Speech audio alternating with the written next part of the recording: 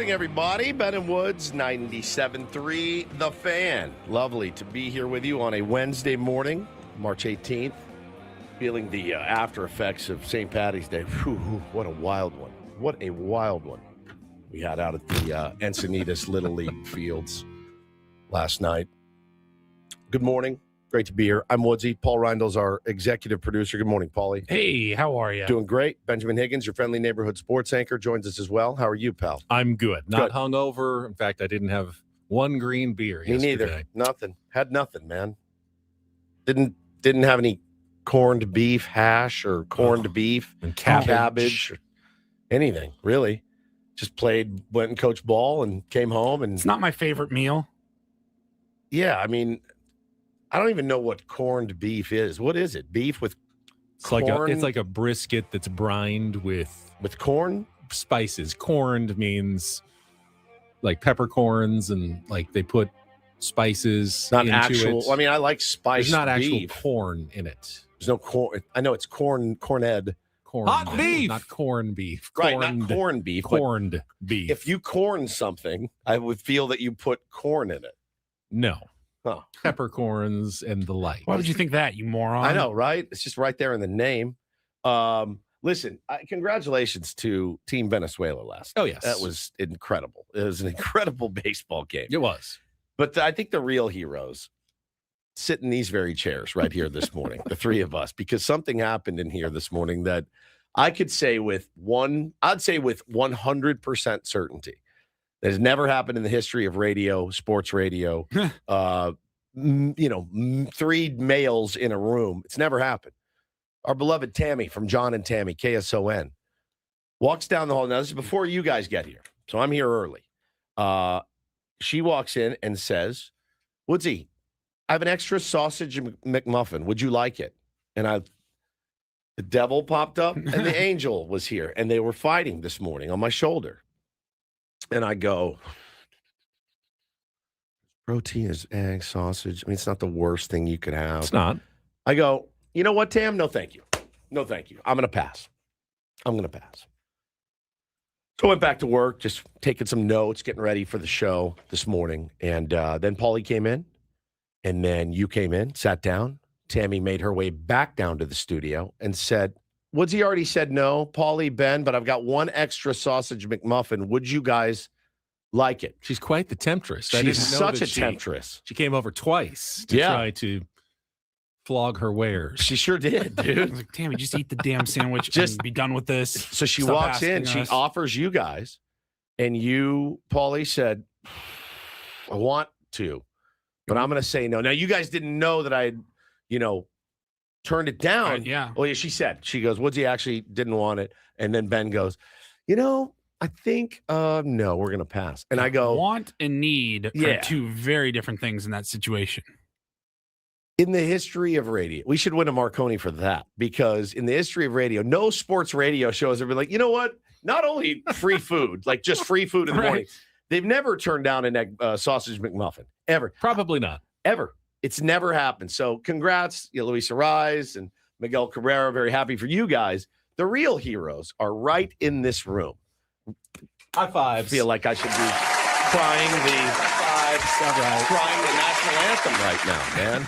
Technically, I'm not even allowed to. I am now on clear liquids only for the next 24 hours. We need to have an honest conversation on the air, because why not? Can you walk me through what tomorrow looks like? Walk me through the rest of your day today and then tomorrow, and you'll see where my point is. So, well, let me start with yesterday, which is actually kind of the fun part of colonoscopy prep, because the doctor says, yes, you're not allowed to eat anything the 24 hours before the procedure, but the day before that, you should kind of eat like crap, because that'll help clear out your system when the time comes. So what's that look like? White breads and cake and French fries, like go for it. Go white bread, cake, and French fries. Did you eat a Twinkie yesterday? Nothing whole grain, nothing like healthy. fibrous or healthy. Just go for it. Just have some fun. You're like, is this? Are you messing with? Is me? this a trick? No, this is the actual part of the doctor's orders. This is a test, isn't it? Eat like crap before your fast. So yesterday I get home from work and it's 6 o'clock and I'm thinking, okay, well, let me do my Peloton. And then the game is, I'm watching the game and it's getting to the late innings and then it ends. And I say, all right, I'm going to go get some In-N-Out. I feel like a double and fries. That sounds perfect. So I hop in the car, head down to the Encinitas In-N-Out. I'm sure you've been there many times. Many times. I'm thinking Tuesday. It's 8 o'clock on a Tuesday. This place is going to be pretty dead, right? No. The line of cars, if you haven't been to the Encinitas In-N-Out before. Any In-N-Out. Any In-N-Out. But this one, it stretches all the way from the drive-through to the freeway, back out the parking lot, all the way out to Encinitas Boulevard. Correct. Everybody has shown up at 8 p.m. on Tuesday at In-N-Out. Yeah, guess what? Baseball ends, and every kid's like, I want to go to In-N-Out. But I've been there before when the line's been long. They are pretty efficient. They're really quick. Two guys taking orders in the drive-through lane, and they just kind of boom, boom, boom, boom, and you're still in and out in about 10 to 15 minutes. So I get into the line, but it's moving kind of slowly. And I'm wondering what's going on. And after about 6 or 7 minutes, I finally get to the parking lot. Yes, I know exactly where you are. Where there is a intersection. There's a keep clear so people can still get out from the gas station. Yes, from the gas station. So I'm keeping clear. But while I'm doing that, because there's so much chaos going on behind me, two cars wedge in the middle and cut in a drive-through line. And I've never seen this. Wow. Two cars actually cut in the middle. Stop. Where did they come from? They come from the gas station and cut in front of me in the keep clear lane. No, they go right and get right in the lane in front of me. Oh, boy. Oh, boy. Oh, boy. Ben just sighs and just goes. You just grab your ankles and go ahead, do your worst. But the guy in the car behind me did not. The guy in the car behind me gets out. No, he and didn't. Walks up to the door of the woman and starts doing the pointing and yelling, like pointing at all the cars behind, like you can't do that, like blah blah blah blah blah. Oh my God! And she sheepishly turns out of the lane. Jesus, and really? gives it up. So I look ahead, and maybe it's because it's after 8 o'clock. They only have one person taking orders at this point. Oh. By the time I finally get my food, I don't know what my record is or your record is for most time spent in a drive-through lane. 8:40. 40 minutes from the time I got there to the time I pulled out with my double and fries. There is no way I am sitting in a drive-through for 40. Why didn't you go inside? I should have. I was in my PJs already. I had already showered and kind of put on just kind of crappy PJ clothes to drive in. And I was like, I don't know that I can walk in this. What PJ? Is that Ben from 10 News? First of all, it's a little bit. It's Encinitas, where it's like, oh, you see that guy in PJs? He's actually a billionaire. So like, oh, that slob over there, he's worth millions. It's my falling apart Padres like workout shirt. Yeah. And just like, athletic shorts. And I just think, well, I'm already in the car. I'm just going to wait it out. After 40 minutes, was it good? It was good.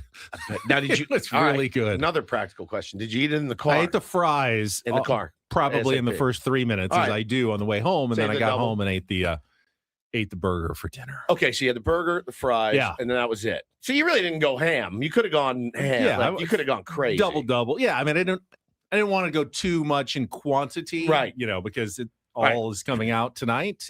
So that's today's procedure. I have from now until tomorrow morning, I can have nothing but clear liquids. And now I can do like Sprite or white grape juice. Mm-hmm. As we said earlier this week, hard, clear candies, whatever those might be. Yes, darling. Werther's Originals. I don't think so. They're not clear. I don't know how clear. They nothing with red dye or food coloring or anything that could look like blood. Yes.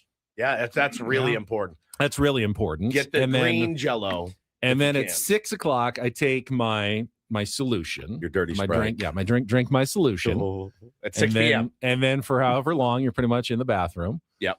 And then I get to sleep, and then I get up 6 hours before the procedure at 3:30 a.m., do the solution again for the final. At what time? 3:30 a.m. Okay. That's 6 hours before. All right. And then hopefully at 6 o'clock, I join you guys for as much of the show as I can. Okay. That's what I was going to ask. So 6 a.m. And now, why aren't you taking the gear with you? I could take the gear with me. Take the gear. Is that better than? I think so. Don't you, Paulie? It's better than him being on a Zoom. Yeah. All right. I'll take the gear with me. All right. Do we have to like check it out? Yeah, we'll just go after the show today. Okay. It's fine. All right. And then my mom's going to come pick me up a little before 9. Okay. And I check in at 9. Okay. And then this procedure is scheduled to start at 9:30. And then at around 11:30, I should be done. Okay. And you're going to pick me up. I'll pick right? you up. Okay. Yes.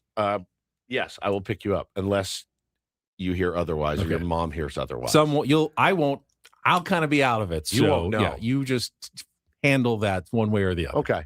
Okay. Yeah, I was going to get a haircut, and she said, "How about 11:15 tomorrow or Thursday?" And I go, "I'm picking up my radio partner for his colonoscopy," and she laughed. She said, "How about next Tuesday?" I said, "No problem." Okay, thank you. So you got your haircut yesterday, I did. and he was I so once excited again when he went walked in with the not Chairman Mao, please. That's what I say now. I say not Chairman Mao to Juan, my barber in Solana Beach at Solana Barbers. He said, down. of course, anything you want. Paulie, he goes, "So, we saving it for the air or what? What do you guys think?" And I go, "It looks the same. It's just shorter on the sides." Yeah. He has. Yeah. You just have the sides look great. Thanks. It's faded in, and the back looks spectacular. He's really good on the sides. I think it has more to do with the shape of your head than your actual hair. At some point, I can't Chairman. blame the barber. It's just this is what I'm doomed to for the rest of my life. And now I wonder, should he just grow his hair long? Ooh. Just long. Have you ever had long hair? No. Even when you were a kid? I bet you didn't have the long bowl. No, You had a long bowl. Everybody had a long bowl. I never really. I always kind of kept it shorter and Short and parted up high.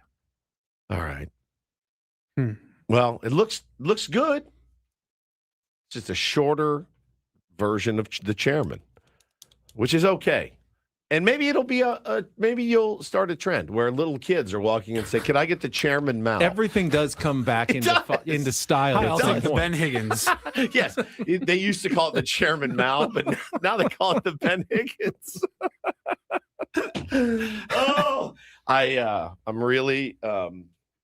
I'm really nervous for you tonight. I'm just going to tell you again. I can't overstate it enough how bad tonight sucks. for Okay, you. so 6 p.m. Yeah, about 6:45. Okay, 45 Your whole minutes. life, And then your whole life flashes before your eyes. and then for Get how a diaper, long? dude. What? For how long? Hours. It Hours. never stops. So really. like all night. Yeah. Will I be able to sleep? So I slept, but you want to talk about I've never even thought. I don't think it's possible to sleep with one eye open. I slept with one eye open because I was like, I am next to this beautiful, beautiful, big-breasted woman, and my wife, the love of my life. And I go, there's a decent chance she wakes up and there's doo-doo here. So I literally slept with one eye half open. It wasn't great, which is fine because you're going into surgery the next day. And so you don't care if you're tired. They're like, you're going to knock me out anyway. And you're good, but I don't know, man. It's a rough one. It's a real, real tough scene. And then you think, Excited, Ben? once you think, No, I am not excited. once you think you've got it licked, it's not licked. It's not licked. You did not lick Don't it. trust anything. Don't trust in anything. Nothing. But If when there was a cork available, I would take the cork. If he said, "Hey, try this," some people like it, some people don't. Cork it. So the upshot is, though, once you pick me up and get me my Jersey Mike sandwich Yep. that you want to, I Why get don't to you go give me your home and- order before? I may bring it. to And you. then I get to watch basketball all day long tomorrow. Take Yeah. the rest of the day off work You're so happy. and just recover Just chill. and chill That'll be a and nice watch day. the NCAA tournament. Dude, this is genius. Jake said, I slept in the bathtub. And that is such a smart thing to, Paulie. We, No, all- I we totally almost get it. should do it It's as a warm bit. enough I right now get at it. night that you probably could and be fairly comfortable comfortable. right now. I think at next year's It's fantasy the camp, reasoning for it. I think next year's fantasy camp, we go to CVS, we each buy a bottle, and we'll do a live stream. I think that's a terrible, It's terrible idea. you can't even wrap you hear all the horror stories. You're like, oh, okay. And then you're like, please, God, I will never do anything wrong again. And just get me out of this. Get me out of it. I mean, at least you know what's causing it. Yeah, when you're sick and when you you're don't sick, know what's causing it, like I was in January, it's like, what is this? Am I dying? Am I dying? You'll at least know what's causing it. You caused it by consuming whatever it is you're consuming. Oh my Lord, man. Well, yeah, strap in. Make sure to keep your jailhouse tally on the side of your wall. Just a little, one and then two, start a three, notes 4. app or something. Notes app or whatever something. works. You'll forget. You'll get tired of it because you're like, oh God, again. I mean, I cleared my whole. I go stay in the living room. No one come in this room. You especially. I don't know if you're going to want to stay married to me after this. There's my wife. She said, "Is he wrong though?" Yeah, I'm not wrong when I described her that way. She's beautiful, big-breasted. She's stunning. And you're laying next to her, and you're like, what did she do to deserve this? Like an old man getting colonoscopy. She's still in the prime of her life. Let me take off my CPAP because I got to run to the bathroom for the 12th time tonight. Yeah, hang on. No, those are my bones creaking when I get out of bed. Yes, and my sleep mask and everything else. Like, no, it's fine. It's fine. I'm happy for you because it's such a valuable. Well, it is Colon Cancer Awareness Month. Is it here in really? March. Okay. Yes, it is. So perfect, dude. Everybody of the age should be setting up their colonoscopies. Yep. And intestinal health is very important. I've actually seen online. I follow a lot of fitness and weightlifting and things like that. Bro, there are people that have incorporated this magnesium citrate into their life, where they're like, yeah, man, whenever I need a quick flush out, I just drink magnesium citrate. And I'm like, who's got 14 hours to be like, I'll just sit here on the crapper all day? Like, it's pretty crazy. I read some wild stuff. I was just telling you guys about that. Sounds so healthy. Is that what it's called? Magnesium citrate. It sounds really healthy, doesn't it? Like, Yeah. oh yeah, no, citrus and magnesium, good for you. Bro, It's good for you, right? Yeah, Sounds it's good for you. So I was crying last night as I thought of myself doing. I don't know if any people out there that work out and stuff. I read about this guy. His name is Pavel Tsatsouline. Okay, he's Russian, and he came up with this workout that I looked at and I went, I got to tell the fellas about this, and maybe the tier ones too, because this is right up my alley. Now, this guy is like a power lifter. He's very famous, and he developed this workout thing called Power to the People. It's 2 exercises. It's 5 sets of 5 reps. You're done. And you do it 5 days a week. And I thought to myself, 5 sets of 5 reps. And so 25. So deadlifts, total. You do deadlifts and you do presses. Okay. You can either go overhead or you can do dumbbell, but you do presses and deadlifts, and that's all you do. So I walk into the gym at 11, scan my card in at 11:01. I'm doing 5 deadlifts. Stop. Wait a minute. 5 deadlifts, stop. 5 deadlifts, stop. 5 deadlifts, stop. 5 deadlifts, stop. Then I go over to my presses. 5 stop, 5 stop, 5 stop, 5 stop, 5 stop. I walk out of the gym. It's less than 10 minutes. Bro, I can get in and out of the gym in 10 minutes and follow this brilliant power lifter. And I'm going, this was made for me. This was made for all of us. It's almost like if I can't do that every day, I don't deserve to be walking the planet. I am so skeptical of these online workout suggestions. This guy is he's like published, this guy. My Instagram feed has told me for the past few months that if I do chair Tai Chi for like 3 weeks, I'm going to look like a Baywatch model. If you do what? Chair Tai Chi. I get is these ads. Oh, no, you're 50 years old. You do chair Tai Chi. Oh, for Tai 3 Chi weeks. in your chair? Yeah, chair Tai Chi. You're going to be... some. I don't know. I don't believe it. I do not believe that there's any exercise you can do for 3 weeks for 20 minutes a day that's going to turn you into some sort of Adonis. But that's what they try to make you think online. Yeah, like seated Tai Chi. Seated Tai Chi. Is it Tai Chi fighting? I know Tai Chi is like the poses and motions that, you'll see a lot, like a bunch of people in a park all doing something very gracefully together. Oh, yeah, those guys. Tai Yeah. Chi. Tai Chi. Yeah. Oh, that feels kind No of way good, you though. can sit in a chair, do Tai Chi, and transform your body I in think you could. 1 month. I think you Yeah, you could. could. I think you could. And I think this Pavel's workout's got some real promise here. I'm Two skeptical. 2 exercises, 5 sets, 5 reps. If you can't do that every day, like we don't deserve to be walking around. And I thought, all right, maybe I'll give it a shot. Good luck. Get in at 11, get it back in the car at 11:15 and go, I'm sorry, I'm just following Pavel's workout. I don't know what you guys want me to tell you. Like, I'm literally following this published, brilliant power lifter and his workout. There are no shortcuts to good health. No. There's one thing that I feel like I've learned in 50 years. If you want to be healthy, you're going to have to put in the work. Yeah, for sure. Diet and All exercise. right, I have another question for you guys. How long should I be in the gym every day? What's at the minimum? 45 minutes. My average has been about 35.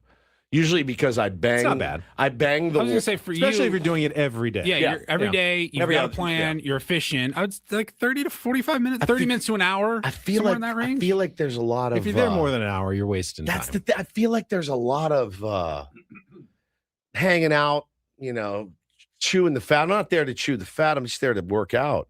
And I get in about 35 minutes. And I usually, like last night, I skipped on my program, I skipped the 7-minute treadmill walk uphill because I had Little League where I ran 1,000 or 11,000 steps. You know what I mean? I'm running and like all around. I'm like, I'm getting that later. I'm just going to lift the weight. So I was in and out in like 30 minutes. So I just feel when I walk out in 30 minutes, I know I lifted heavy and hard and everything, but I don't feel like, I feel like kind of a loser. So that's why this Pavel's thing may be really difficult.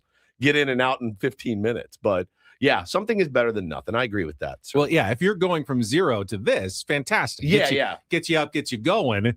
If you're going from, hey, I'm regularly going to the gym for 35, 40 minutes, now I'm going to cut it down to 10 To and 7. 25 lifts. I don't see how that's going to, in the long run, be better for you. I just really don't. I think it's power and not cutting and definition. I realized last night I came into my wife and I go, hey, I'm just going to tell you right now. What? I walked into the room and spoke to my wife and I said, hey, this stubborn belly fat, it's not going anywhere. I go, I'm just going to build as much muscle around it as I can. That's the new plan moving forward. I go, I'm done trying to like cut this belly fat off. This is going to be here. It's going to be here forever, but I'm going to try to get everything else around it looking a little better. She goes, I don't care. Please leave me alone. You could do it if that was your full-time job.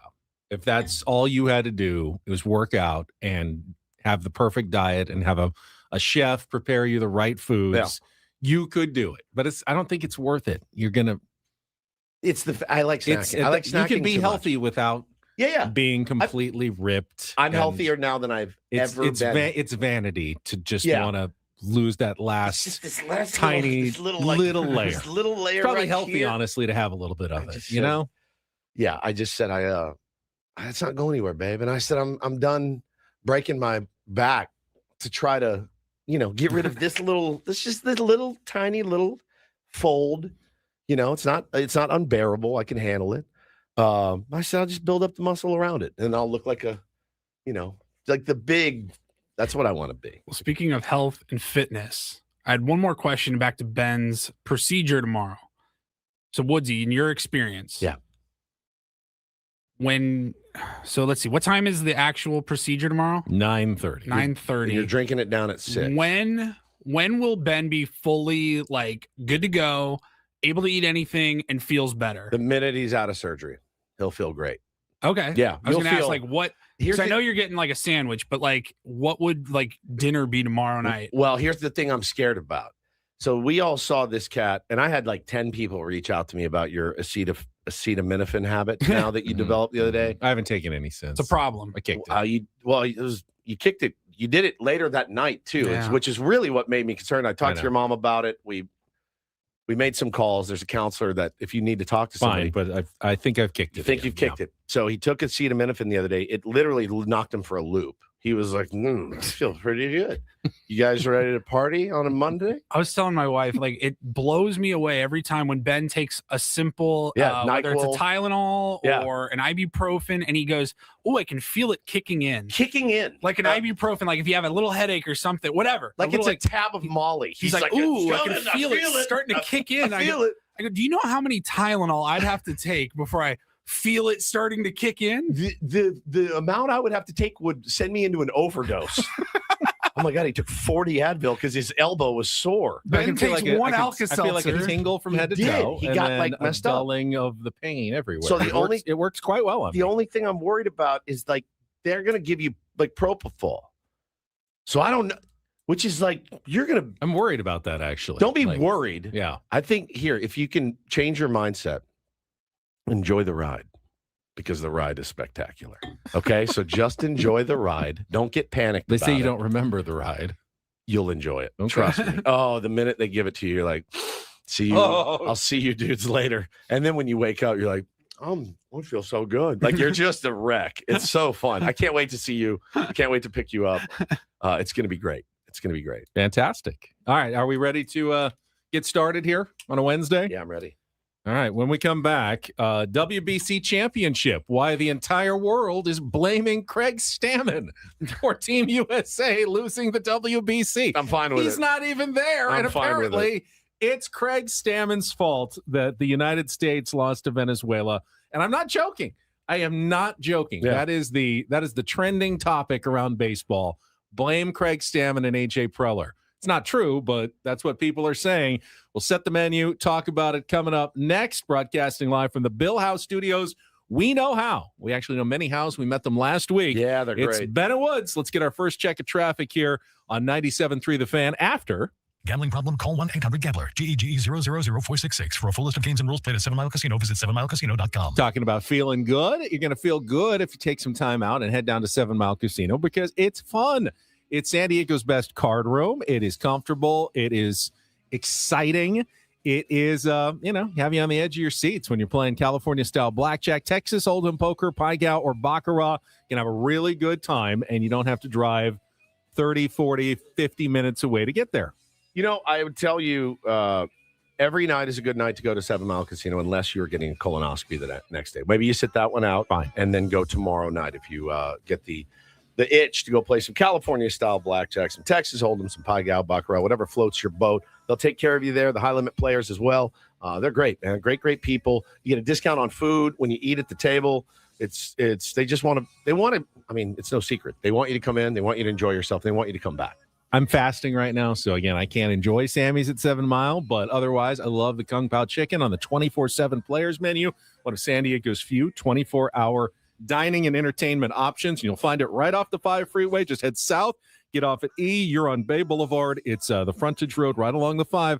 You're pulling in about a quarter of a mile right into 7 Mile Casino, just 7 minutes from downtown.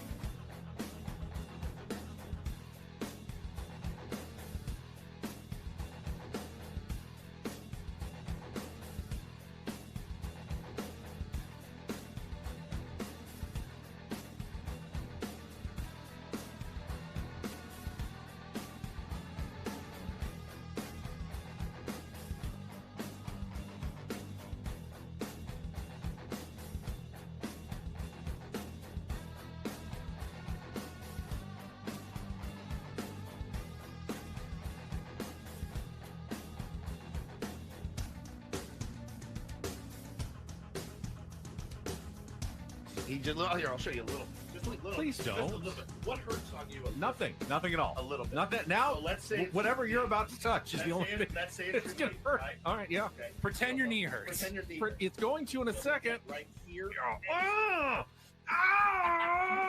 That is not pleasant. Hey, player, this is all yours. This room with this view. This speakeasy with this cocktail. Hey, could you make that too? The spa with this. Ah. And this pool on this roof. This is all for you. The all-new Hamul Casino Resort, now open.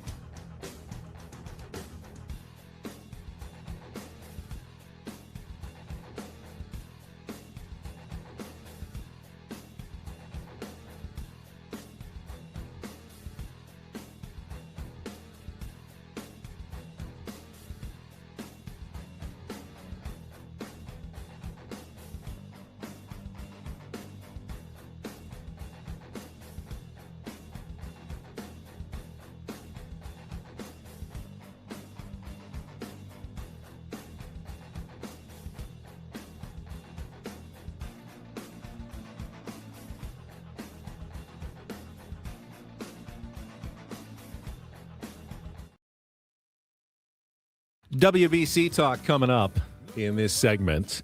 Quickly setting the menu for the Wednesday edition of Ben and Woods. We will talk Padres baseball as well. Pretty good day yesterday for both German Marquez and the offense. A lot of home runs. Guys that you want to see hitting home runs like Gavin Sheets, Xander Bogaerts, Nick Castellanos. Off of guys that are pretty good. In Nick Castellanos' case, hitting a bomb off of Andres Munoz yesterday is solid. Very fun game, and encouraging signs now that we are reaching the last few days of spring training. So we'll talk some Padres baseball. I kind of hadn't really heard of anything about Castellanos in particular in like weeks, it felt like.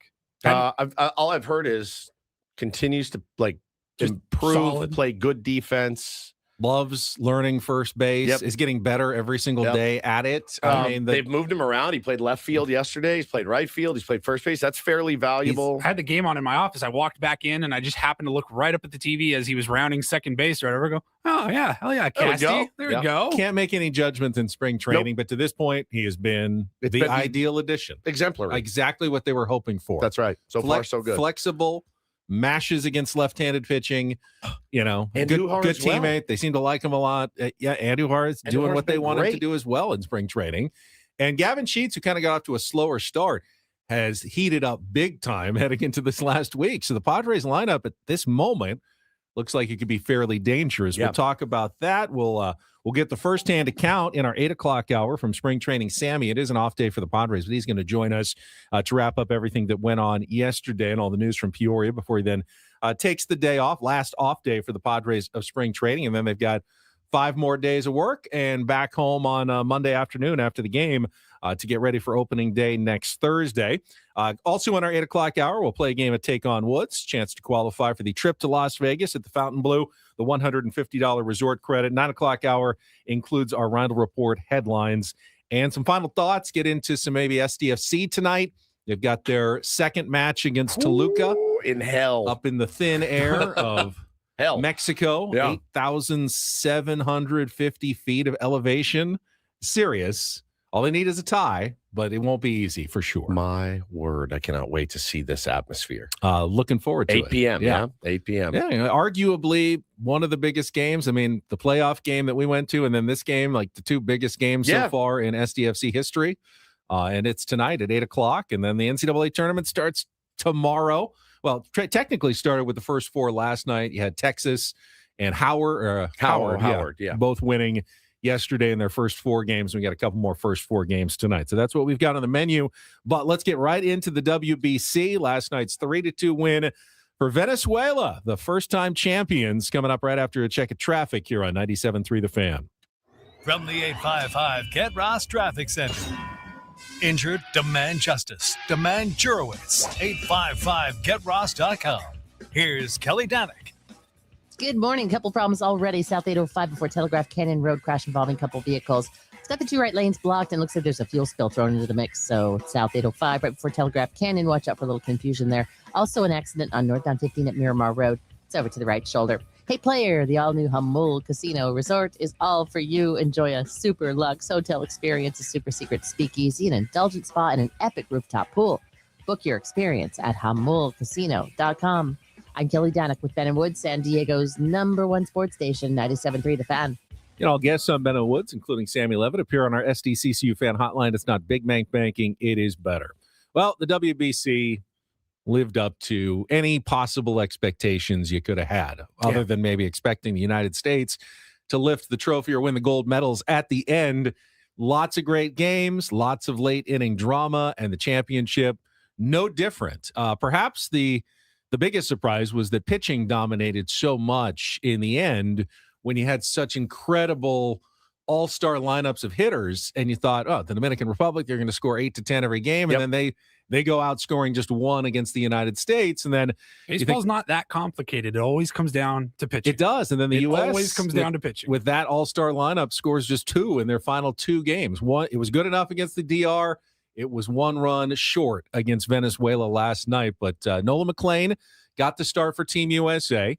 Was good, but a couple small mistakes. The wild pitch that set up the sacrifice fly early, and then, of course, that was Will Smith's fault. The solo home run by Wilyer Abreu in the 5th inning that put the United States behind 2-0. Maybe the biggest surprise was how well Eduardo Rodriguez pitched. He was unreal. For Team Venezuela. He was unreal. Guy who has been a good major league pitcher, but not in a long time. Not recently, though. Not in a long time. He comes through with 4 1/3, 1-hit shutout innings with 4 strikeouts against that lineup. Come on, unbelievable! An unbelievable pitching performance from him last night. Ben, he talked about it after the game. I loved his post game interview. He goes, "I didn't shake Salvi one time, not once. I just threw what he wanted me to throw, where he wanted me to throw it, and it worked.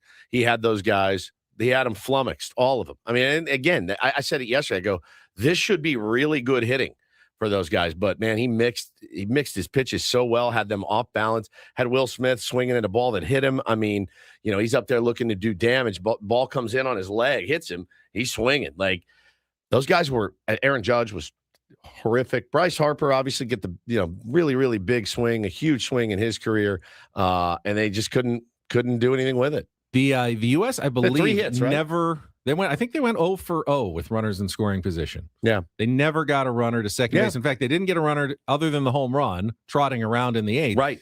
Since the 4th inning against the DR. That's right. I saw that. Never got a guy to second base. They had the 2-out walk in the 6th, didn't do anything with it. 2-out walk in the 7th, didn't do anything with it. But the 2-out walk in the 8th of Andres Machado, who might be the nastiest reliever that Venezuela had, although Daniel Palencia was pretty good too. Yeah, pretty good. Gives up the 2-run homer to Bryce Harper. What a moment. Huge. What a moment.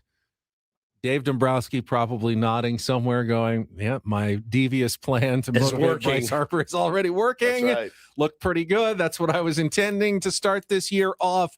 Ties it 2-2, an electric atmosphere that it was so pretty loud. balanced between Venezuela and Team USA fans. You think so? I mean, Venezuela may have out-screamed them a little bit, but there was a lot of U.S. fans as well. It was loud. It was really loud in that moment, too. And you wonder, because we all texted and he goes, oh, is that it for Venezuela? And I go, I don't know. It's not over yet. Yeah.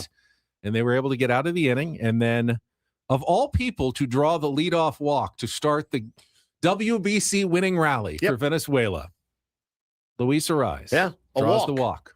A walk. Drew a walk. That is good for him. Good for Louis. That is just the poorest execution ever. Just by Garrett Whitlock. He's going to get. He give him his single. Give him his single. Make him put it in play. Make him put it in play because there's still a 70% chance it's going to be hit to someone. So you've got to he's not going to probably beat you with a home run. You've got to throw a strike and make him beat you with a single. Yeah. So walking Luis Ariz was Garrett Whitlock's biggest mistake. Then they go with the pinch runner. Yep. Worked out perfectly impossible to tell, one of those same time, tag, base, can't overturn it calls. Well, the noodle arm of Will Smith probably cost our team, cost the U.S. a victory last night. And then Eugenio Suarez comes through with the RBI double. Again, Clutch. A guy that is so susceptible to the strikeout, and you just hang a slider, curveball, something in the middle of the zone. He was like, you're joking.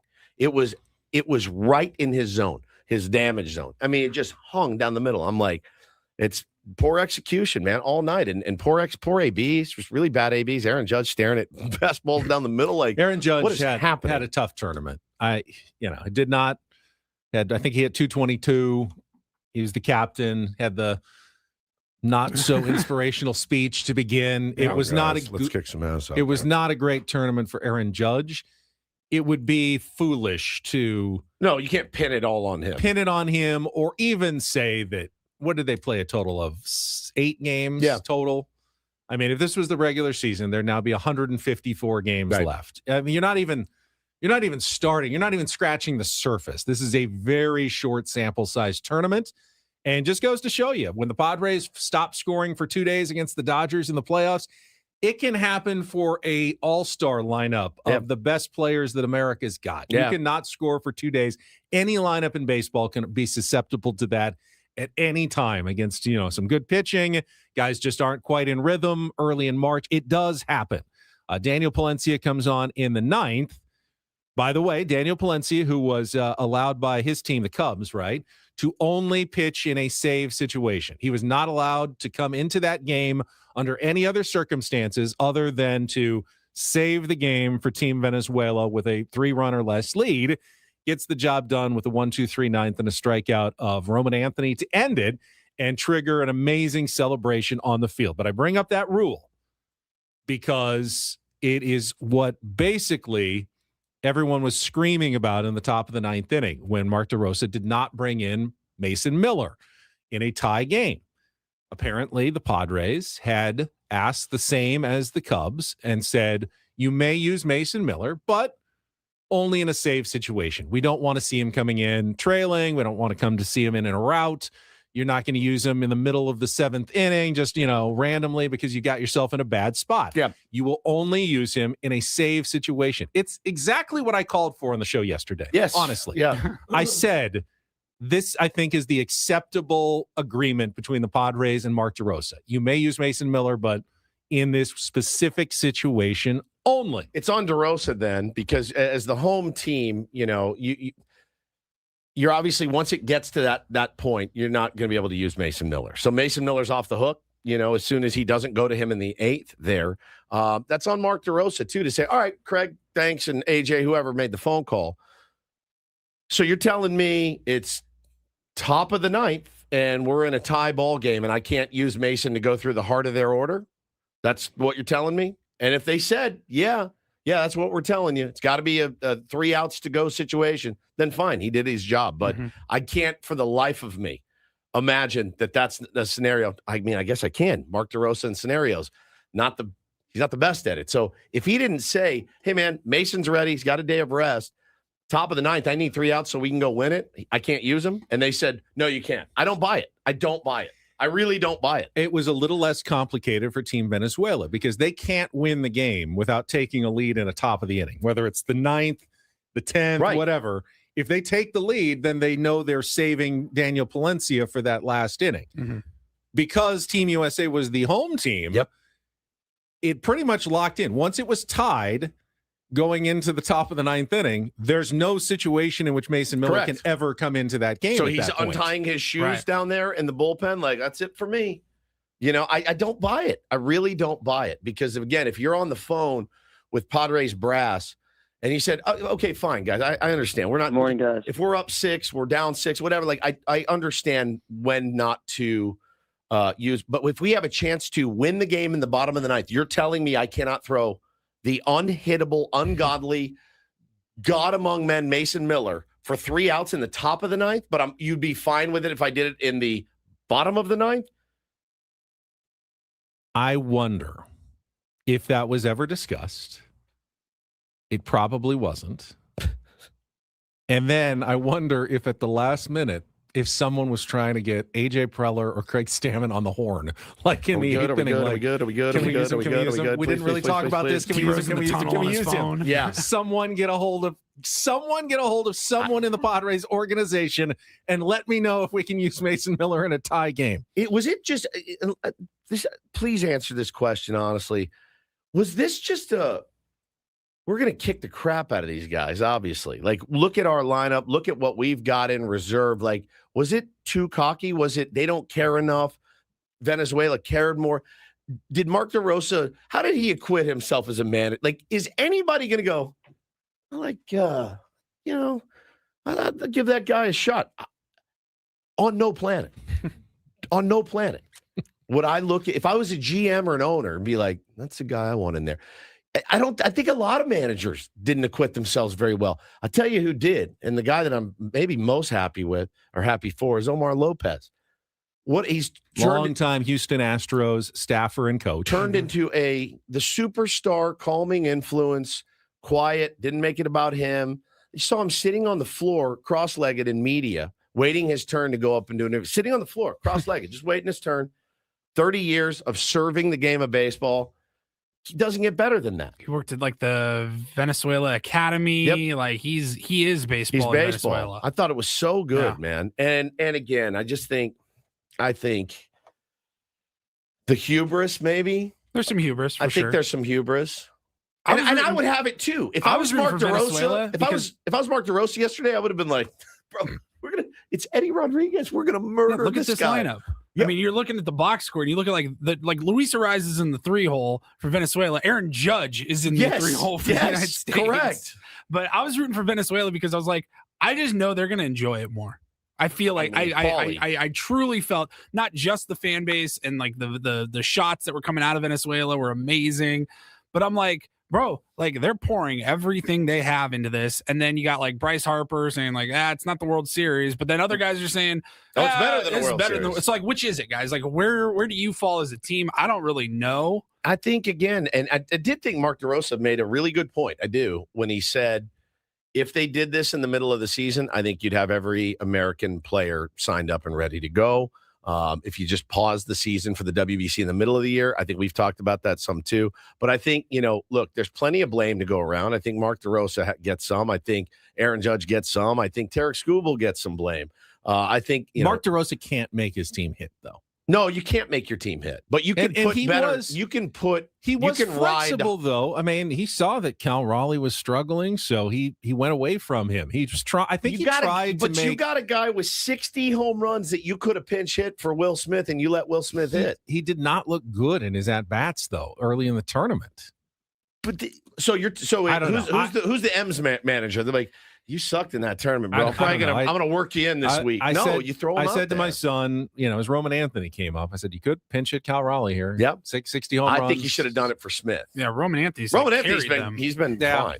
I mean, but you're down to your last out. You haven't used Cal Raleigh yet. Yeah. Are you gonna pull that trigger? Are you gonna fire that bullet or not? And the answer was not. Yeah, it'll be second guessed for a long time. Oh, yeah. I'm not done talking. Venezuela wins the WBC, but there was another, I think, huge winner of the tournament. We will talk about that when we come back. Second hour of Bennett Woods. We'll have Don't Do This as well. Padres talk all ahead. Tier 1s, thank you for joining us on a Wednesday on San Diego's #1 sports station, 97.3 The Fan.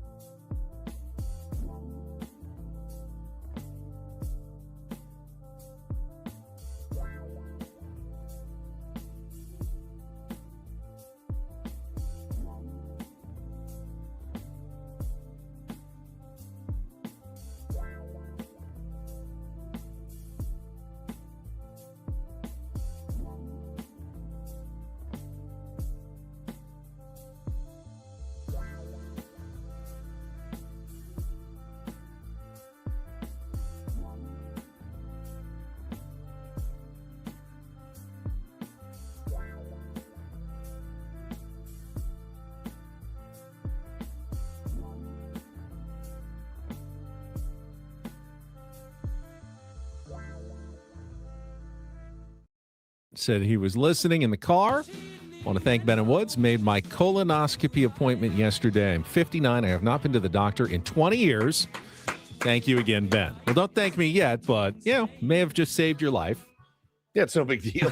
Just saving lives in here. It's no big deal. I also may have doomed you to a very unpleasant day. It's true. Hey, you know what? Peace of mind. And if you catch it, you want to catch it early. Yes. That's why screening is so important. Yes. Yeah, the interesting part, too, and we briefly touched on it, is the narrative across the country that the Padres are somehow at fault for, the U.S. completely soiling themselves. Ken Rosenthal write a new article? It's coming. Somebody said in the chat, and I agree, he's the one that probably started the rumor. I'd like to talk about him at some point this morning. Yeah. There's been a lot of conversations about Ken Rosenthal, like to the point where I'm like, did he write a new bombshell accusation story? There's a full-on PR campaign going on for Ken Rosenthal because, again, I think one of the guys from Barstool called him out and said, we're past the need for him at this point. And, I know that, I thought before, like, Ken's probably fine, fine human. That shove thing, when he got bumped out of the way and he hit that guy and he stood over him and lorded over him, all 4'3" of them, lorded over that guy and then looked at the guy and shook his head. I went, ugh, it gave me chills. We all have bad days. We all have bad moments. We all have things that we regret. But that looked like, man, you really fancy yourself as a big part of the game. And I feel like he's one of those guys that tries to weave himself into the game more than he should. Bro, I haven't seen that video since it happened last playoffs. It's as gnarly as it gets, man. It's wild. He just immediately shoots this guy. Gives him the death stare. Like, who do you think you are? Yeah, touching me, bumping into me. A smarmy smile and then a dismissive wave of the hand. Yeah, man. I mean, it's hard. I hate to read too much into a glance, but I mean, it looks bad. It looks such any a bad normal look. human does the, oh my God, I am so sorry. Are you okay? Sorry. Let me help you up. Anybody. You don't know what just happened. You have no idea what just happened. So yeah, and so then they've kind of come out and they're doing a little PR. People that have worked with, he's the best. And listen, that's fine. That's fine. That's your experience. But I would just wonder if his experience with the common person, as we saw, isn't as friendly. It isn't as great. And obviously, Padres fans, we've got a bone. Well, that's just him, as a person. It's him as a person. That clip right there was him as a person. We haven't even talked about the questionable journalistic integrity in some of his stories, no doubt. The dancing peacocks, the making up, taking a BS story and running with it. Yeah. So we've always kind of had our eyes cast on Ken Rosenthal as somebody like, you maybe don't trust him. I mean, Schulte was like, not coming in here, remember, guys were icing him out. But it's tough. It's tough. And then you see, again, this full campaign of, again, he's probably really great to you, Britt Giroli. Probably is. Probably fantastic to you. You guys are colleagues. You're whatever. I'm sure Dennis Lynn has 100%. nothing but good things to say about great him. Relationship with D-Lynn. But the guy at the coffee shop, how about him? How about the guy, the waiter, the waitress, or whatever? Even flight Britt, though, in her comments after her defense of Ken Rosenthal, went to say, but I totally disagreed with his opinion. And I told him. And I told him, and I disagreed with him when he wrote about the Padres, obviously. Didn't she try to dismiss it as if he talked to, presumably the player Tatis or after? Yeah. He's like, he talked privately with them and squashed it. So you just didn't know that, right? You, the public. And it's like, well, nobody knows that unless he writes about it or says anything about it. And when he's being criticized so publicly for something that he wrote publicly, he should publicly apologize. Yeah, it's weird. It's just it's just weird. Again, and let's take the personalities out of it. Tom Verducci, let's talk about that job. Let's talk about that. Is there a need for what they do in game? I don't think there is. There is. Ken has multiple jobs. I mean, he is a writer and reporter, and then fine. Also in-game reporter. It's the so there you are. You've just hit the game-winning double. What were you looking for? We don't need it. I think we're beyond that, and I think the manager interviews are awful. I think they always have been. I don't think there's a need to get to the manager in the third inning. I just don't. I don't mind, insight from like scan down near the dugout where you've got a view of things that insight is fantastic are happening. Right. So having a dugout reporter is not a bad thing. Great thing. In-game interviews are almost always pointless. Every once in a while there's a spectacular one, but the 99% of them are useless and pointless. But I think it's smart to have someone who can observe what's going on in a dugout and, listen in a little bit, be a little close to the action, and can then add commentary and value as opposed to just sticking a third person up in the same booth with everybody else. Right. So, yeah, sideline reporters, dugout reporters, I'm okay with that job. There is, get an injury update like, hey, just heard that, he's walking it off, but should be okay to go. Yeah, that's a service I want as a fan from someone doing that down on the sideline or near the dugout during a game. Yeah, getting a quick comment, a nothing comment from a manager doesn't do much. It doesn't. Yeah, that's not his idea. That's the I know. Fox executives telling him. And now in the third inning, you're going to interview Mark DeRosa. Right. You come up with a good question. I couldn't at that point. I couldn't either. It would be impossible to come up with a insightful, great question that he can answer in 11 seconds before the inning is over and we've got to get back to the action. So it's impossible. Yeah, and again, you're not bigger than the game. And I do feel like he tries to insert himself and to be, bigger than the story. And so that's just my personal opinion. And I, that video lives forever, man. And I didn't really dig his apology about it either. It wasn't like, I will wear this. I was a total a-hole. I was a complete and total scumbag. I bought this guy dinner. I talked to him. I feel like such a putz right now. I feel like such an idiot. And it was nothing. It was like, haha, like it's okay. All right. It lives forever. It was, if I remember, it was something like, I understand how this may have looked. Right. But what really happened after the camera was off was I helped him up and I paid him $1,000. Yeah. I washed his car for him. Yeah, it's interesting. But yeah, there's a full on campaign. I saw Big Cat from Barstool said something like, why is he on the broadcast? Right. Like nobody likes this guy. Right.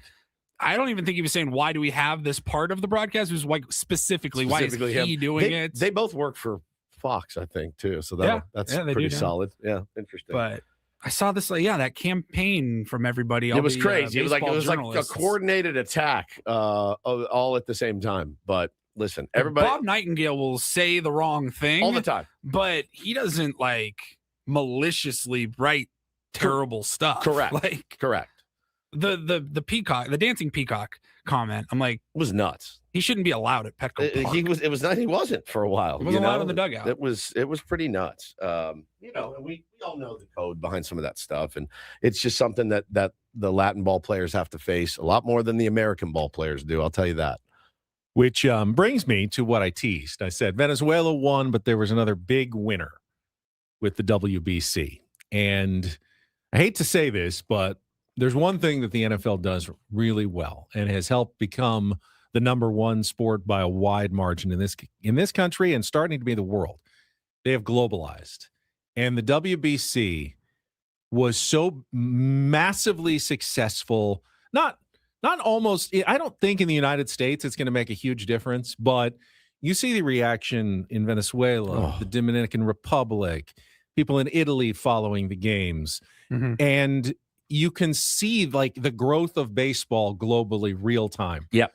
During this tournament, the passion of fans, you can see, and this they're going to be Major League Baseball fans. These are all people who now want to follow these players and go on to their teams and this season, and will have more of an interest in Major League Baseball. Baseball was a huge winner in this tournament, an absolutely huge winner, and they have never closed the gap that's so large between the NFL and everything else right now. But baseball's on the rise. And for many years, I think a lot of people argued baseball was kind of slowly on the decline. I think it's back and starting to rise up again as something that every generation of sports fans is embracing. It's not just the boomers and the old heads who like baseball. Like people, young fans are starting to embrace this sport again. They need that injection of new life. And this tournament absolutely provided it for fans who want electricity, energy, fun, and excitement. Passion. You know, the SEC's motto of "it just means more" is, you know, it's good. I mean, the playing field is leveled in college football a little bit now. But I think in countries like Venezuela, DR, Puerto Rico, places like that, I mean, in Japan, like, I think when you say it just means more, it does. I think it does. But I don't know that we will ever fully comprehend what it means. Correct. But I see it. I see it every day. There is a lot of joy. There's a lot of passion. But I'll tell you, man, the players like my kids gravitate to. My son ran in last night. So happy. He loves Suarez. He loves Acuna. You know, he also loves Aaron Judge. He also loves Bryce Harper. He loves those guys. But the guys that get him out of his seat at 8 years old is Manny Machado, Fernando Tatis Jr., Juan Soto. Those are the guys that he's like, whoo, man. Now, he doesn't get on the field, Ben, and he just goes up and plays hard. But, like, those are the guys he looks at and he goes, that's such next level. That's such next level. There's joy that he sees in their joy. And I love it. I think it's just so great and healthy for the game. I think joy is such a key word. It's such a key word. Such a hard game, man. Yeah, I never had a problem with guys who, you know, want to play and nose to the grindstone and like, hey, we're going to take this seriously. I respect that. If that's your personality, I'm not going to force you. I like a grinder. I have no problem. I like them all. You know, I can like multiple things. That's the cool part about being a open-minded human being. I like it all. I've said about Manny before, how many times have I said, you know why I like Manny the most? He exudes the confidence that I never had at anything. Like, that's what I admire in my athletes and my rock stars, whatever it is. They exude that confidence that I've never had and been able to access. Like, imagine being so good at something that you can go after a ground ball the way that he does, knowing I got this guy. And I don't want the WWE where you're trying to embarrass or show up, you know, moments where you humiliate your opponent. That's not what I'm looking for. But joy, I don't think ever humiliates anyone else. Never. If you are expressing real joy and you are letting it out, how can the other team be mad about that? I know. And if you are, that's your problem. I think that's on you. I think that's you got to look. Not the problem of the joyful person. That's the problem of the angry, bitter loser. If you have a problem with a joyful celebration by the other team. I mean, when you saw Junior Camanero's celebrations, how did you not feel anything? Not once did I go, ooh, he's going to wear one for that. Like, if I'm the pitcher that gave that up, I would have been like, God dang, what a cool moment. A couple moments where I was like starting to get like tears in my eyes because I was there. I'm like, they're so happy. And I'm like, that's really fun to watch. Yeah, it's cool. I saw there were people, you know, everyone's saying like, well, why can't Major League Baseball games be this way? I say they should be like that. I think there's some of it. You can't do that every night. No. You just can't do that for 162 I was thinking about that games. as well. You can't have that kind of energy and just level of adrenaline and joy and all of that on, you know, a Tuesday in May between the Twins and the Royals. It's just not going to be like that. But like, there's no reason that the celebrations and the atmosphere shouldn't be like that for every like playoff baseball game. I heard the question asked, is opening day going to feel almost like a letdown after the WBC because the stakes are so much lower? Well, that depends on how Tarek Skubal pitches, because if he goes out and they light him up for 4 runs in the first 2 innings, I'm going to be very joyful. And then what about game 3 and game 9 and game 18 and game 41? No, I'm joyful about every game that's on. But I think the Padres of all teams in Major League Baseball, and the Padres aren't, you know, always joyful, always celebrating, but there's enough electricity at Petco Park when the moment arises. The players embrace it. Fernando Tatis Jr. embraces it. For the last few years, they've been a great team. If you enjoy WBC baseball, you should enjoy Padres baseball. Sure. You know, that's the kind of at least style that the Padres tend to play when things are going well. Obviously, when things are not going well, you're not going to see as much of it. Again, you're giving all the credit for the Dominican flair to Manny and Fernando, and just completely forgetting about Wandy Peralta. Again, maybe he's the real captain of all of this. Why do you hate him? So he's so good. This is great by Whit Merrifield last night. Good for Venezuela. What a tournament. This last week of regular spring training games is going to suck for these guys. You know it is. You know it's going to suck for these guys. Walking in there just like this, putting your bag down. The crack of the bat echoes through the empty spring training ballpark. I was thinking about like Caglione and Pasquantino. They got to go back to Arizona. They're in Glendale, where the Royals play at, and they got to go to Starbucks now instead of their fun fancy espressos. They're with the Rangers in Surprise on Bell Road, just another 10 miles down. That's gonna be the longest 5 days ever for them. Getting from the airport all the way out there, like here we go. I loved it so much. It was such a great tourney, so much drama, so much good content. Talking about the managers though, so it's funny. Like you had some guys kind of auditions. I think if you would. Albert Pujols, I think even in a loss to Team USA, I thought he acquitted himself pretty well. I did. I think a team would look at that and go, all right, okay, I could see this. Honestly, Benny, his comments after the game, I thought were he's a Hall of Famer. He's the machine. When he said, yeah, okay, I mean, there's a ball, but that's not why we lost that game. We didn't lose that game like that. DeRosa, I think, did not do himself any favors. I don't know that Benji Heel did himself many favors with Team Mexico either. I really don't. I was just thinking about like which of these guys and Omar Cruz, yeah. I thought he did. I mean, if you're looking at a skipper, you're like, that guy's as icy as it gets. Like locked in, got all the respect of all the veterans, the Johan Santanas of the world, the Salvador Perez's, like everyone loves this cat. And I'm looking at that going, yeah, man, there's some managers that like probably really boosted their resume in this. Oh, I think so for sure. And I think there's some that probably hurt their resume a little bit. I mean, Mark DeRosa is not getting a job as a major league manager, even if I don't know if he ever wanted one, but don't think he's getting that opportunity now. I was just going to ask, I don't feel like I hear his name a ton in the rumor mill. But you have. There's an opening. You have. But I think those days are gone. He said he'd like to come back and do it again. But, somebody said last night, it's going to be Clayton Kershaw will be the next skipper of Team USA. I go, all right, yeah, I can see that too. You think Pujols? Lopez, not Cruz. Sorry. You think Pujols manages in Major League Baseball soon? Pardon? Pujols? I do.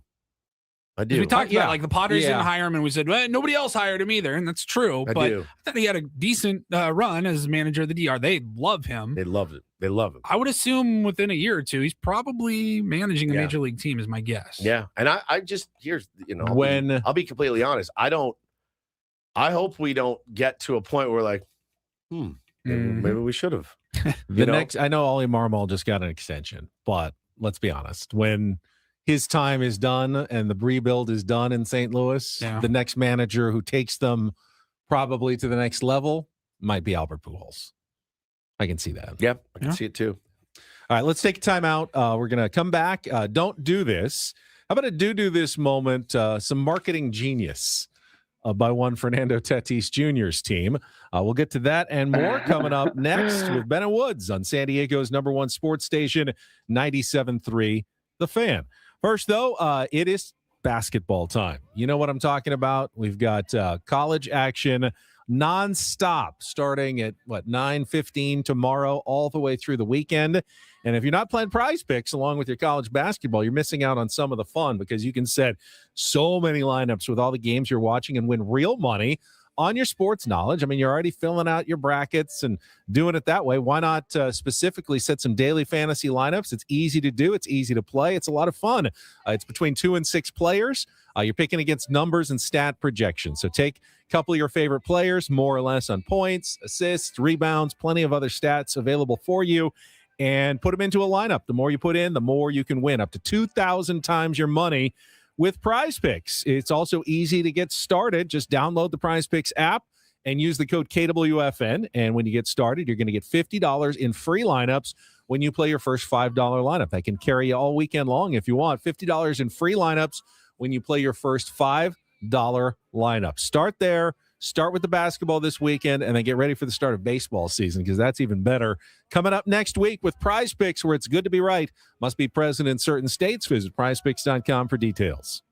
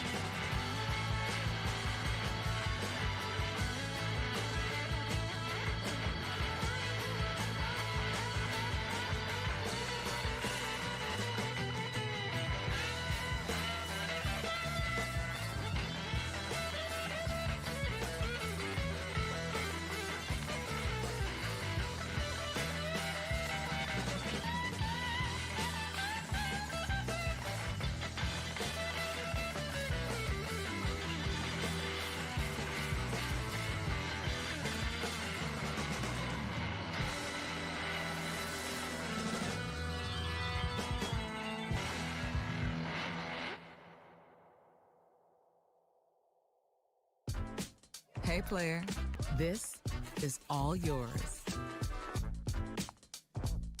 This room with this view. This speakeasy with this cocktail. Hey, could you make that too? The spa with this. Ah. And this pool on this roof. This is all for you. The all-new Hamul Casino Resort, now open.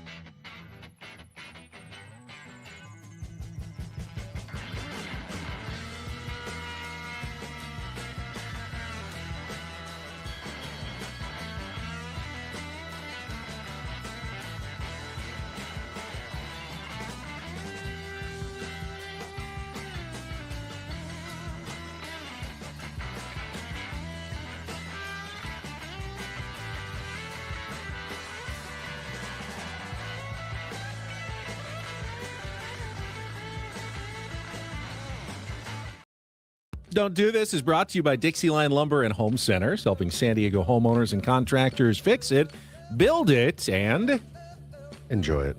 I'm going to start with a golf story. And while I don't know that anyone's in the wrong here, it breaks my heart to see someone chase their dream for years and years, finally reach it, and then have it taken away. And this is the story of South Korean golfer S.H. Kim, who is one of the rising young Asian stars on the PGA Tour. Finally got his tour card last year by finishing 8th on the Korn Ferry points list.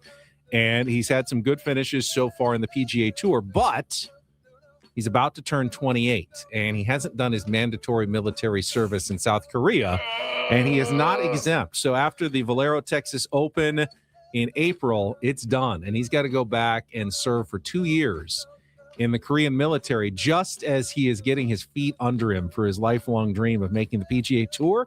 And I get it. They have mandatory military service, and there's no exceptions. Well, there are a couple exceptions. The exceptions are the weird part for me. If you win a medal at the Olympics, you are exempt. Which Tom Kim, who is another Korean golfer, was really excited because he had a chance, and he finished like 3 shots out of the bronze medal at the last Olympics, and he was like in tears. Like, I could have gotten out of 2 years of military service by just playing a little bit better. There's also this event called the Asian Games, I guess, that is very important in Korea. And if you win a gold medal there, so S.H. Kim's hoping to get on the team later this year, and if they can win like the team gold, a couple of other players had done that and gotten out of their military service. Sung Jae-im and Siwoo Kim both got out of it by getting a gold medal there. So he's hoping to do that. But there's been other players like Sang-moon Bae, who had to do their 2 years in the military. When they came back, they just weren't the same anymore.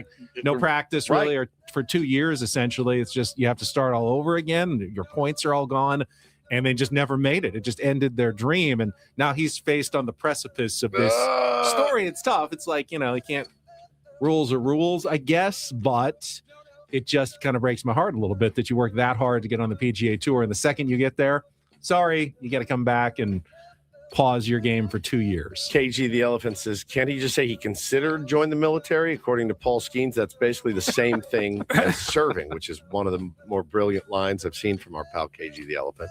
Eric says, play golf or serving your country, which is more important. I think it's serving your country. Ted Williams went over and did it, came back and was winning Triple Crowns. So just be better, I guess. I guess he's just got to be better when he comes back, for sure. Paulie? Like I said, it wasn't. No one's in the wrong. Right. It just the way it that just kind of breaks my heart a little bit that he's so close to his dream, and now the mountain has just risen another 10,000 feet to try to climb it again. Ben and I didn't want to Moving tell target. you this, but today after the show, we're actually going out to Encinitas Ranch. Foster got you a tee time. Okay. And you have to break 80 or you're fired. Mandatory golf service? Mandatory golf. All right. Like you I'll have to shave. I haven't played in like a year, and I have to shave Remember 16 strokes off my Remember best ever. Remember, Foster had to pass his test so he could do his assistant PGA card, and it's not easy. It's not easy. It's stressful. You got to play a good round of golf to keep your career going. We talk a lot on this program about the loudest voices in baseball sometimes being its biggest detractors, and this one's gonna hurt you. I love this man. I did. He's my favorite player for many, many years for his on and off the field exploits. One Derek Cheater last night on the desk at the WBC. Now it's been a big. He's on the field in Miami. On the field, yeah, at the desk. He was talking about the World Series, and I think he had 4. He's got 4 rings. Good career. And many guys, though, that have World Series rings are like, this is better. This is better. This is a better, this is bigger and better. WBC. The WBC.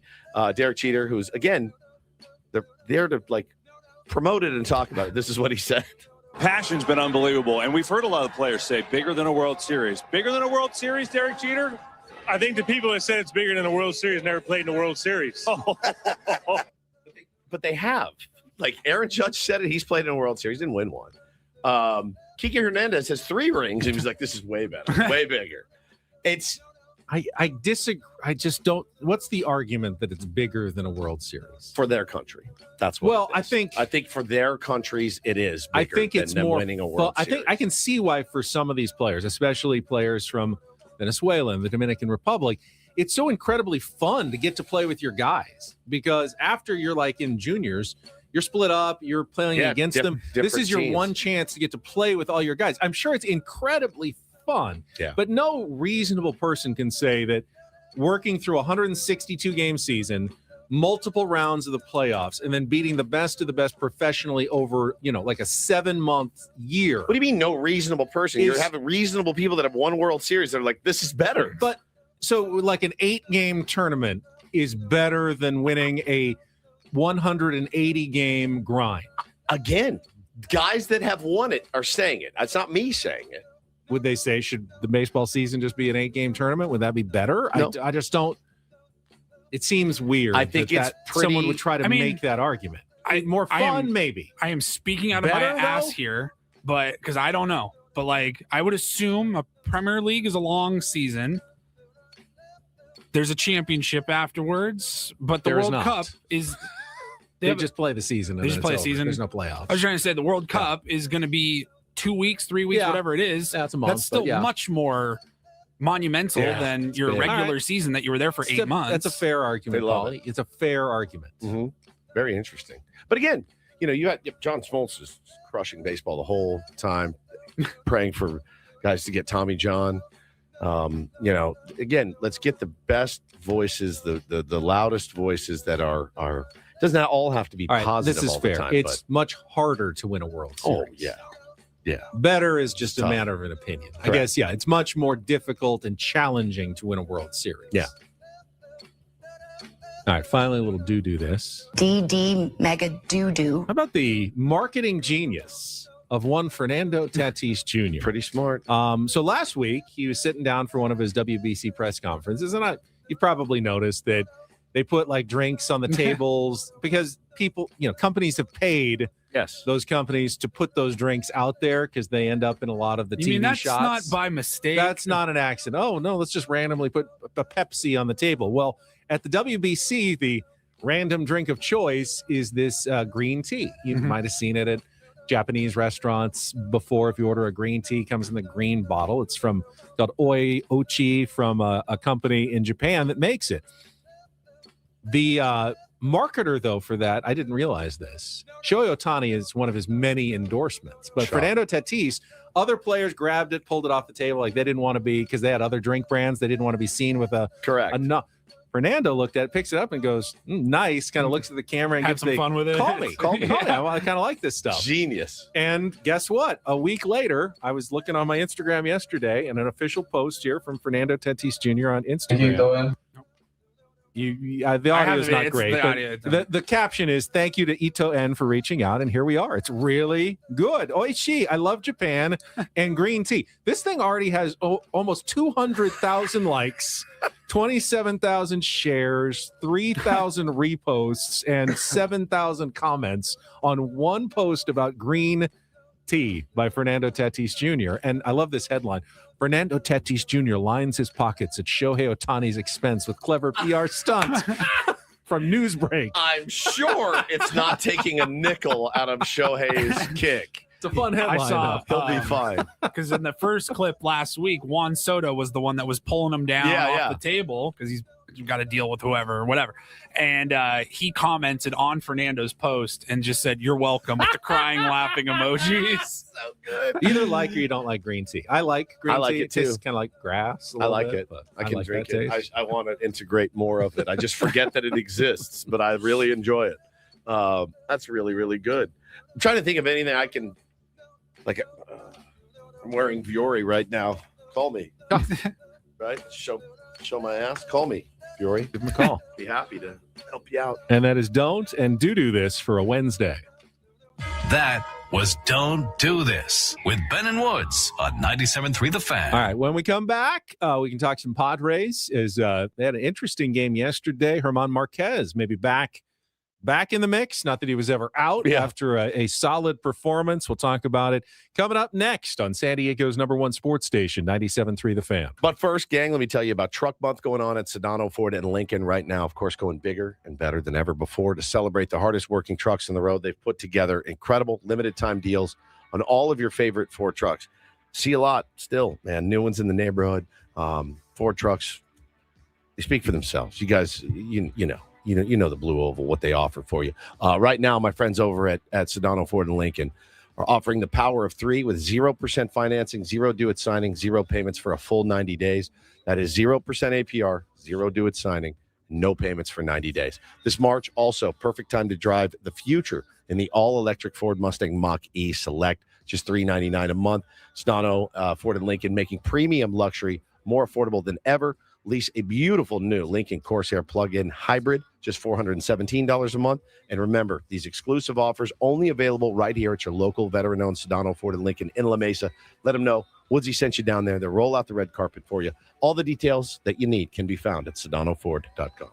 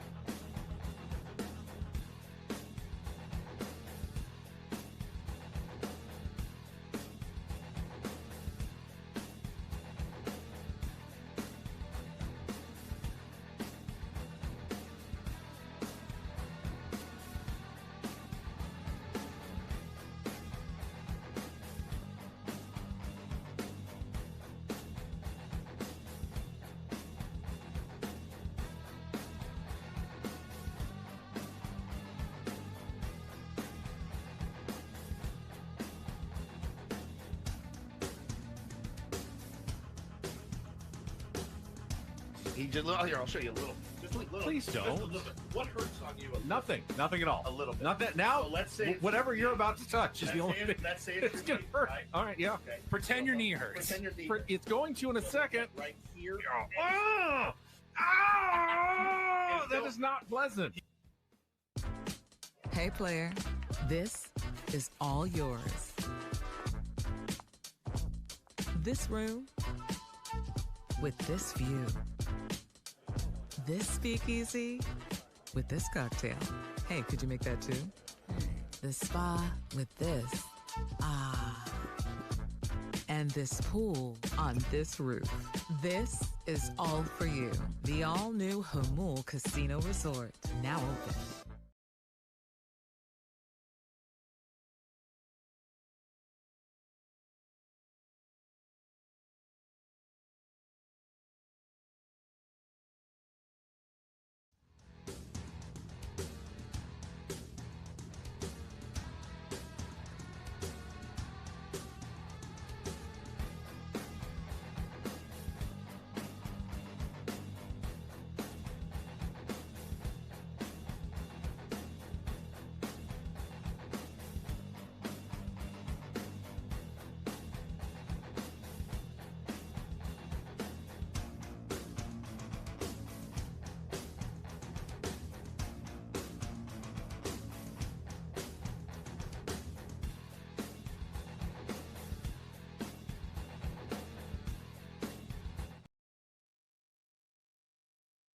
Sam Levitt will join us in an hour. All guests on Men of Woods appear on the SDCCU fan hotline. It's not big bank banking.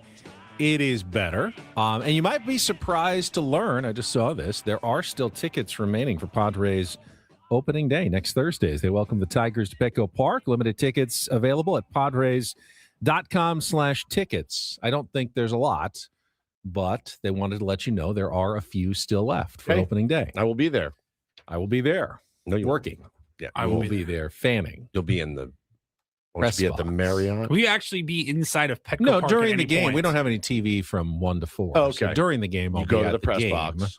And then after the game, I will be back. Before the game, after the game, I'll be at the Marriott. Okay. During the game, I will be in the press box next week.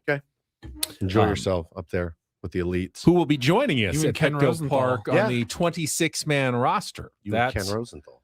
That question is going to have to be answered soon, and we had some interesting developments yesterday as the Padres took on the Mariners. We will talk about that right after a check of traffic on 97.3 The Fan. From the 855 Get Ross Traffic Center.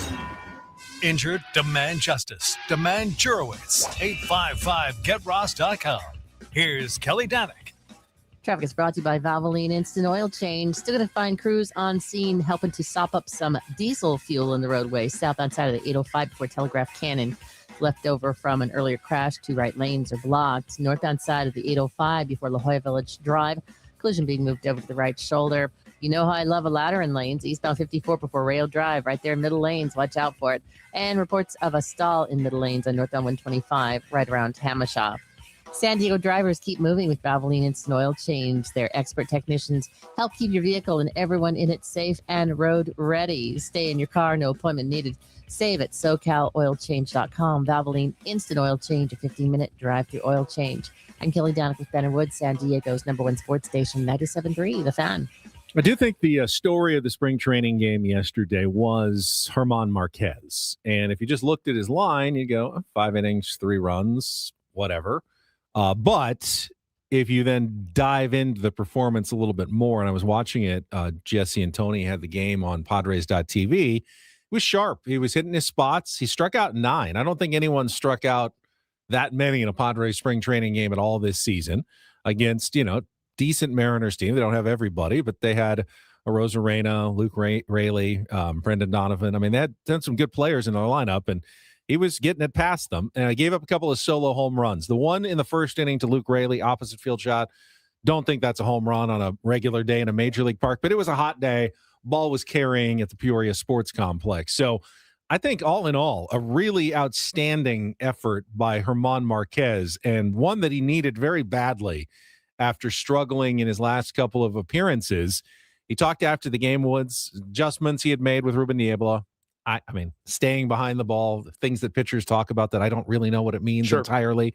But he said, good work with Ruben that was paying off. And now, they're looking for potentially a fifth starter, a fourth and fifth. Yep. Could be Walker Buehler and German Marquez as part of the starting rotation, at least to start the season. I mean, it would be spectacular if he could figure out a way to give you 5 innings and keep you in a ball game every time out as the fourth or fifth starter. And that's the same.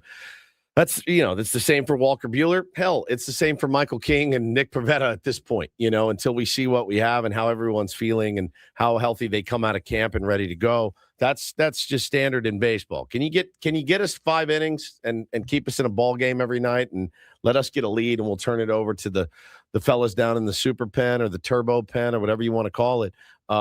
That's exactly what we're looking for. I thought Matt Waldron also. He picked up the win yesterday, but pitched really well. Gave up 2 hits, 1 earned run, struck out a couple. But good to see him back on the mound, and he makes it interesting too. His velocity is clearly up. Yeah. Like significantly. 4 miles an hour, like on the sinker, and, across the board, he is throwing harder. Part of his offseason program was to try to add some velocity. It's worked. Now, that doesn't automatically make you a better pitcher or more effective against big league batters, but it certainly doesn't hurt. If you're throwing a sinker at 89 and now all of a sudden it's coming in at 94, that's a different pitch. Different. Yep. And he could be a different pitcher this year. And while he won't be ready to start at the beginning of the season, Craig Stammen says, he absolutely is in the mix to be a pitcher for the Padres this season. Now, he does not have any options remaining, I believe. So he's going to have to, after his stint on the IL, either be called up or placed on waivers, and that could be dangerous. You might lose him because he's shown some good stuff here in his last year of eligibility. But Matt Waldron is another intriguing option. Adrian Morejon then pitched the 8th inning. That's what blew me away yesterday. While he gave up 3 hits and a run, he also was throwing nasty stuff. 101. I mean, nasty, dude. I saw a couple of calls. Extend him. I didn't know he had that in the tank. Extend him. Right now. Seems like the Padres have unlocked the key to adding a little velocity. Yes. Whatever Ruben's telling them in the offseason to work on, it's working. It's working for damn near everyone. Logan Gillespie. Point Loma biomechanical lab is helping. Whatever it is, but they've unlocked in several guys extra velocity this offseason, which is really, really good. David Morgan pitched the 9th as well. I don't know if that's on purpose, a preview, getting him some late innings, but another part of the Padres bullpen equation. Meanwhile, offensively yesterday, the Padres also took advantage of the weather, but I'll tell you what, Gavin Sheets' home run would have been out of any ballpark, anywhere, ever. Nearly left the entire stadium off of Luis Castillo in the 2nd inning. He pulled it down the line. Thing was almost to the actual Padres complex. It hit like that beer stand that is the last thing before you get to the fence at the end of the stadium in the parking lot. If you've ever been to the Peoria Sports Complex, absolutely annihilated that ball. And then Xander Bogaerts came up and hit the batter's eye in center field to make it back-to-back. Those were the only 2 runs the Padres scored against Castillo. But then late in the game, they started launching home runs again with Nick Castellanos off Andres Munoz. You mentioned it earlier. Legit all-star relief pitcher. It's double-A kid, That's Andres Munoz. And then they brought in the double-A kids, and you had more home runs, including Ty France, who is still battling for perhaps a roster spot, maybe the 26th spot on the roster. Hit his first home run of the spring. He continues to impress offensively, hitting .325 with an .872 OPS this spring. Rodolfo Duran, who's the other catcher remaining in camp that's not Luis Camposano or Freddie Fermin, hit his 2nd home run of the spring. And Jace Bowen had a very good camp. 4th home run. Yeah. He is, I don't think there's a spot for him on the team, but man, he has had a really nice spring training for the San Diego Padres as well. He's got an OPS of 1,000. 1,000 this spring. What's his position?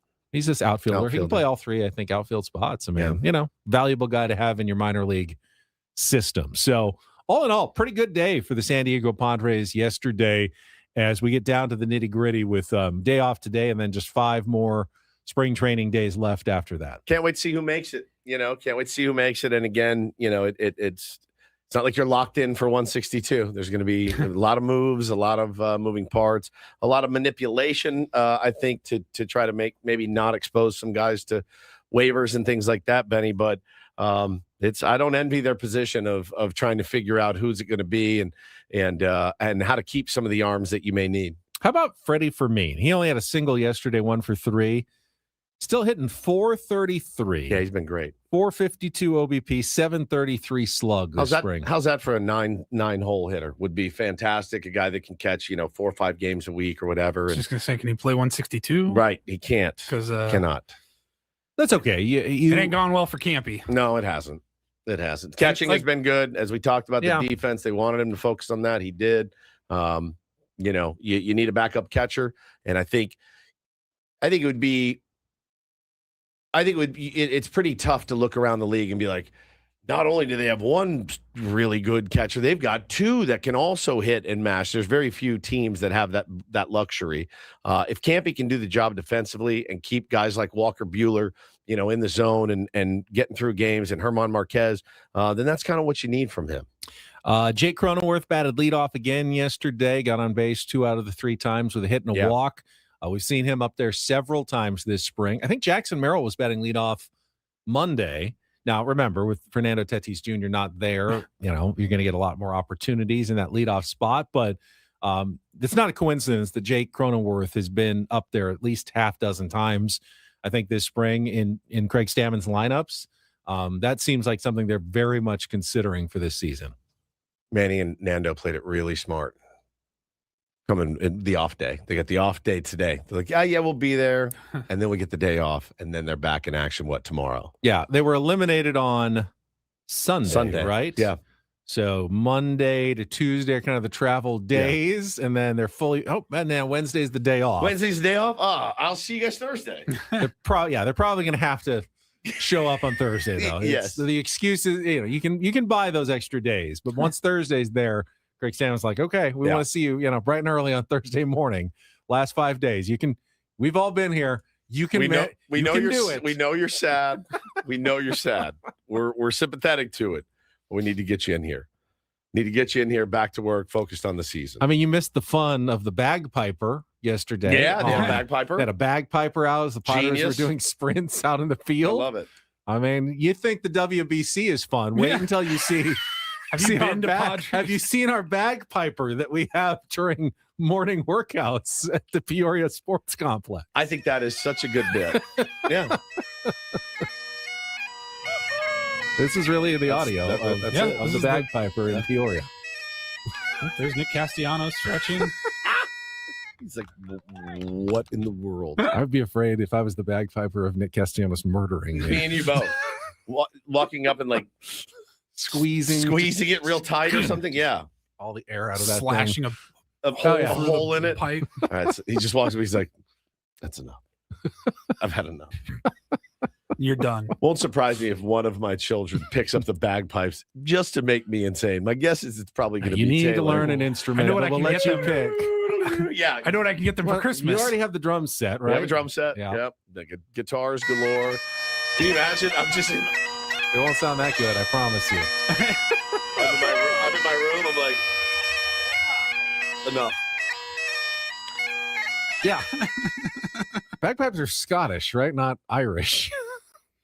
We're kind of missing the mark on St. Patrick's Day, Michael asks. They are Scottish. I just totally different country. What should they have played? I don't know.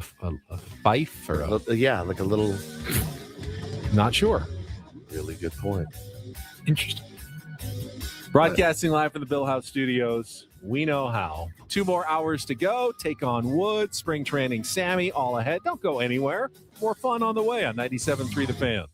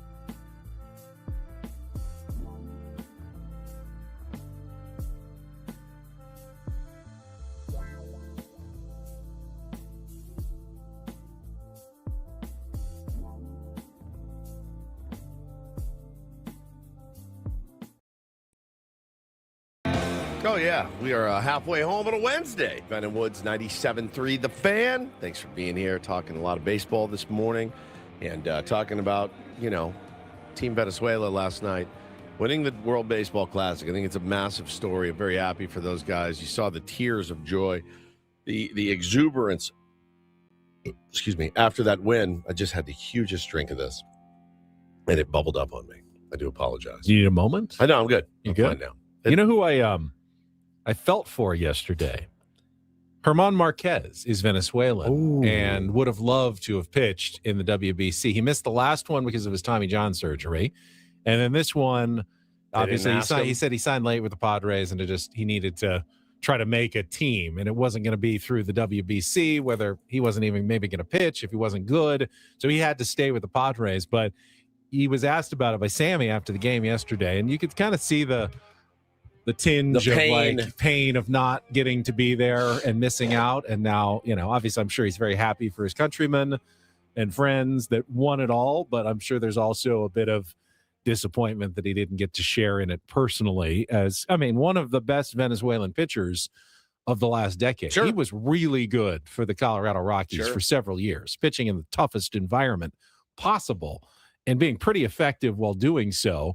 And then unfortunately the last few years have been rough for him and he didn't really get to enjoy the fruits of his labors in the WBC. Yeah, Freddie Fermin and Bradley Rodriguez as well are also Venezuelan. Yeah, it's cool for them, but it's like, all right, next time. Like next time I'm in there. I'm going. Got to figure Salvi's done after. Yeah, for sure. He may be the skipper. Maybe, yeah. No, I felt good for him. I love that guy. He's just one of those. Loved his catcher's gear. How could you not like Salvador Perez? Yeah, he's great. Catcher's gear was insane. It was awesome. I'm Woodsy. That's Paul Reindl. He's executive producer, and Ben Higgins is your friendly neighborhood sports anchor. Well, today is Awkward Moments Day. We celebrate. No one does those better than us. No, you just call them moments. I think at this point after 8 years. But today is also National Sloppy Joe Day. We had a little mini discussion about Sloppy Joes before the program. And I'm surprised to learn that one Paul Reindl is not a fan of the Sloppy Joe. See, you would be less surprised if I said Sloppy Joes just aren't fancy enough for me. Yeah, it would be way less surprised. I love Sloppy Joes. I love Sloppy Joes too. Now that surprises me as much as him not liking it. Yeah. Sloppy Joe. Never been a fan. What is your logic? Well, I never had, my mom never made them. Really? They were not in the repertoire. Okay. Only had them at friends' houses if you're staying over for dinner. Okay. I do think that's a weird thing to try at somebody else's house. Like somebody else is cooking. It's always going to taste different. Correct. It tastes I haven't had one in probably 35, I don't know, 25 to 30, 30 years. It's been a long time. I was probably 7 or 8 years old last time I had a Sloppy Joe at my friend Clayton's house. And it's just a hamburger bun with mushy, hot, loose felt meat. Like vomit going. It was like a texture thing. And I go, this is disgusting. It's like spaghetti sauce on a sandwich. It's like a meat sauce on a sandwich. Spaghetti sauce on a sandwich, maybe a little sweeter, which is fantastic. But it didn't taste differently anywhere because growing up, at least, then I guess I just don't like them. Everyone used the same can, which is the slightly, now that you think about it, sexist. Ring the misogyny bell. Manwich. But what about woman? It's not just for men. Women are allowed to enjoy human witch. Sloppy Joes as well. Manwich. They should call it fart witch because when I eat them, that's what happens. They're really good. And that's how little we thought about things back in the day. Yeah, that would never fly today. We're starting a new company of sauces to make Sloppy Joes. We're going to call it Manwich. That's not going to even make it out of the first meeting at the company. What is Sloppy Joe? What was their tagline? Do you remember? Eats like a meal or something? That's Chunky Soup. Okay, is the soup that eats like a meal, because I kept thinking about the same thing, but I was trying to remember what was Manwich's slogan. I love But they had ads all the time for it on TV. All the time. A sandwich is a sandwich, but a manwich is a meal. There it is. Was their slogan. A manwich is a meal. My problem with them is that The gas is one. There's a picture on the YouTube stream, man. It looks disgusting. It looks so effing good to me. Are you kidding me? Oh my God. There's nothing to mess it up. It was, for someone who likes plain elite. sandwiches, you knew what was on there. It was just the sauce and the meat and the bun. Like all my life, everyone has spoken about sloppy joes with reverence. Hold on. And I'm just like, Megan, your wife is saying it was in a can. The sauce. You had to do your brown your own meat. Brown your own meat. Add the sauce. then you pour the sauce in. And then you stir it up just like you do. Reduce it a little bit, and you're good to go. Just like you do with, Prego or whatever you use. It's like mayo. No, you don't put mayo on a sloppy Joe commendatory. No. Can we put him in timeout in the chat for that? You don't put mayo on a sloppy Joe. Maybe I'll try it. Really? I love a sloppy Joe. I make mine with turkey. And I put the ground turkey, right? A little healthier. And I don't do the chopping of the onions and bell peppers. I just slice the cheese. No cheese. No cheese either. No, it's just the sloppy Joe meat sauce on a bun. There's nothing else. I take a big spoon, and I get a dollop of it on there. Just a dollop. But I put it on a King's Hawaiian bun. And as we've talked about, you could slap a turd between there. You're like, I can get it down. I can get it down because it's in between a King's. I can get it down. I'm not going to enjoy it, but this is more enjoyable. But you put a dollop on there. Here's the problem, though.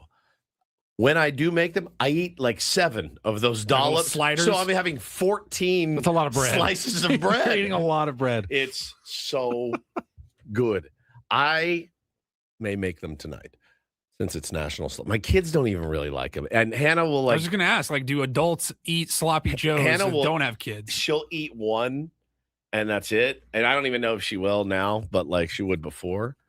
I love sloppy I think it was Joe. a texture thing. It just looked gross like vomit, and it tasted gross. Like just the mushy, saucy, tangy meat It's sauce. very tart. It's a very I like that tart, tanginess. tangy. I know. I like that tanginess. It's so good. Like I said, I haven't had one in 25 plus years, so I can't Mustard accurately would be good. reflect on it. I could go with a pickle slice. Oh yeah, that would probably be good. A little acidity. I eat mine with just make me throw up. I just eat mine with plain Lay's next to it, plain Lay's, like just the potato chips. I could put them on the sandwich for in a crunch. heartbeat. That would work too. In a heartbeat.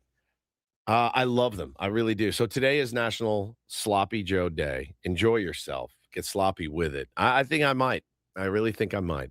I've done saucy pulled pork sandwiches. Yeah, it's different. That's totally different. Totally different. They're in the same family. Same family, but it's different. It's a different flavor.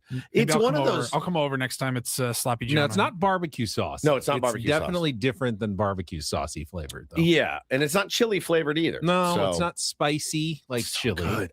That's one of those things, though, Paulie. I kind of see your point in that if I make it, I'll eat it. If I went to your house or his house and you made it, I probably wouldn't eat it. There's certain things that I will not eat outside of my home. Tuna is one of them. If I went to Ben's house tomorrow and he said, I just made tuna, do you want a sandwich? I'd go, you're out of your mind. And you'd be right to say no. Correct. But if you went to your grandma's house, if and she made you a tuna salad sandwich, wouldn't you feel like, oh, that's nice, Grandma? You couldn't eat that? So it's so hard for me. If I go to Jersey Mike's and I'm like, I'll take a tuna on wheat, it's hard for me because I think it's the scoop. When they scoop it, it makes me retch. Every time they and then they on the thing, it makes me retch. I don't know. I love a good deli case. Like the tuna at Garden State Bagels is phenomenal. It just comes right and they make it fresh, but it's in the deli case. It's in the case. Cold, all right. And they put a scoop on a bagel. What a great sandwich that is. Fantastic. Yeah. I won't. I will just eat tuna at home. I really have to make my own tuna I had for the most best part. tuna melt for lunch earlier this week. You are such a pervert. Might be the best tuna melt in San Diego. Blue water seafood. Like fresh tuna made into tuna salad on like sourdough, but they put a lot of butter. So it's like really crispy bread. And then the melted cheddar cheese, little tomato. Oh, that was such a good sandwich. You're like taking the things that sound the most disgusting to me. Hot to me fish. and my I don't like tuna. I've fish never liked and cheese, tuna yeah. sandwich. So you're talking about that, and now you're saying melted cheese and hot fish and cold and- tomatoes. Hot fish, cheese, and cold tomatoes. Correct. Amazing. It was really good. I'm glad I turned down that McMuffin. Oh yeah, I this added morning. I avocado. would have thrown up. Lisa. Absolutely, I added avocado. Are you hungry now? Because you're fasting. I can't talk about it. I've got 24 hours. And you put an before I can avocado eat. on all of that? Yes. What a weirdo. The fish is not hot. Hot The tuna sandwich melt. is hot, Yeah, but they that's don't hot heat fish. the fish up. Mhm. No, the fish remains. How do you melt cheese on top of It's fish? just the fish- broiler. It's just a couple seconds on the Mhm. broiler to melt it. The bread is warm and the cheese is melted, but the fish remains cold to room temperature on the sandwich. Just the way it should be. Again, I challenge you the next time you go to Poseidon or something, order the sea bass and ask them to melt a slice of Swiss on top of it. Or you guys have sharp cheddar? Yeah, I will do the mahi-mahi. Can you melt a piece of sharp cheddar on the top? They'll kick you out. They'll call the police and they'll understand. kick you out. Fish and cheese do not mix. They don't. There's no planet that a And fish yet- and cheese And yet a tuna melt is elite. for Me and Elisa. serial killer And murderers. bee's knees. Very weird. There's a lot of tuna melt fans in our chat. You guys are all should be investigated by the FBI. Everyone. I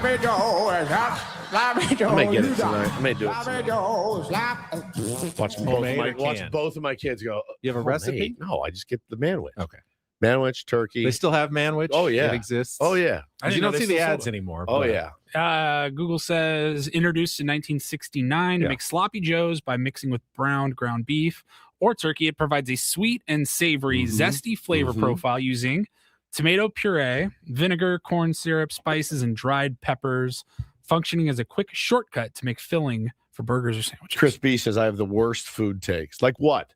That I don't want sharp cheddar cheese on my mahi-mahi. Everyone, I don't want sharp cheddar cheese on my mahi-mahi. What if I put it between two pieces of bread? Would you then? I would eat it, yes. That's Sandwich is There you different. go. The cheese is more on the bread than the Mhm. fish. Right.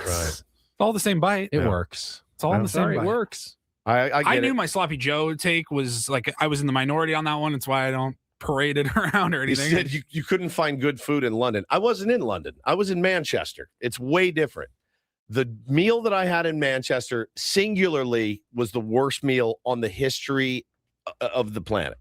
And my friend Craig, who was with me, was like, dude, that looks like diarrhea on a piece of toast. I go, I know. It tastes like diarrhea too. KJT reminds us that you hate the smell of bacon. Yeah. And Jackson says, and you love ambrosia salad. Love at ambrosia salad. Delicious. Thanksgiving. Delicious. Those are some of your bad food takes. according KJD to the says chat. I put ranch on my pizza twice a year. Maybe I'll dip, I love ranch, but on I pizza. don't do it all the time. The bacon smell, the smell of bacon one from a couple of weeks ago. That's the one that It's got dry- me. it- that drove me insane. It's tough. I had dude. people like reach out to me. They're like, "Is he okay?" He's lost his mind. That's So- like the universal greatest smell. Mm. Bacon, fresh in the morning. No, it's rage inducing. It just smells. I don't know. There's maybe something happened to me when I was a kid. I don't know, but it makes me furious. So I had to buy pre-cooked bacon. She makes pre-cooked bacon. That I is don't awful. smell it. That's just awful. I know. Sorry, kids. All right, let's throw out the phone numbers for Take on Woods. You got a chance to qualify for the trip to the Fontainebleau, Las Vegas coming up. It is music, movies, or TV trivia. We'll add a new music category today after yesterday's game. Call now, 833-288-0973, 833-288-0973, our 5-question musical trivia game coming up in just a moment. This hour on 97.3 The Fan is brought to you by GL Pools, the company trusted by thousands of San Diegans to keep their pools sparkling, swim ready, and expertly maintained. Call GL Pools now and say radio for a free month of service. We'll check traffic, and then we'll come back with more Ben and Woods, play our game of Take on Woods coming up next on San Diego's #1 sports station, 97.3 The Fan. First, though, a lot of people think retirement planning is just about numbers, but it's not just the math. It's lifestyle, timing, healthcare, peace of mind, and more. That's why Trajan Wealth makes and takes a different approach. TRAJANwealth.com. Their fiduciary advisors build retirement strategies based on realistic options that align with your goals and circumstances, not generic formulas. Whether retirement is still decades away or right around the corner, having a clear plan can make all the difference. Trajan Wealth, right here with offices in San Diego, Carlsbad, and Del Mar. David was texting me yesterday. He was on his way down to their Liberty Station office. He can help you like he helped me. If you've been wondering whether your plan truly fits your life, get that second look. Call 619-367-0207. Again, 619-367-0207, or explore your options at trajanwealth.com. That's trajanwealth.com. Trajan Wealth. Plan smarter. Dream bigger. Advisory services through Trajan Wealth, LLC. SEC registered investment advisor. Client paid advertisement. Additional disclosures at trajanwealth.com.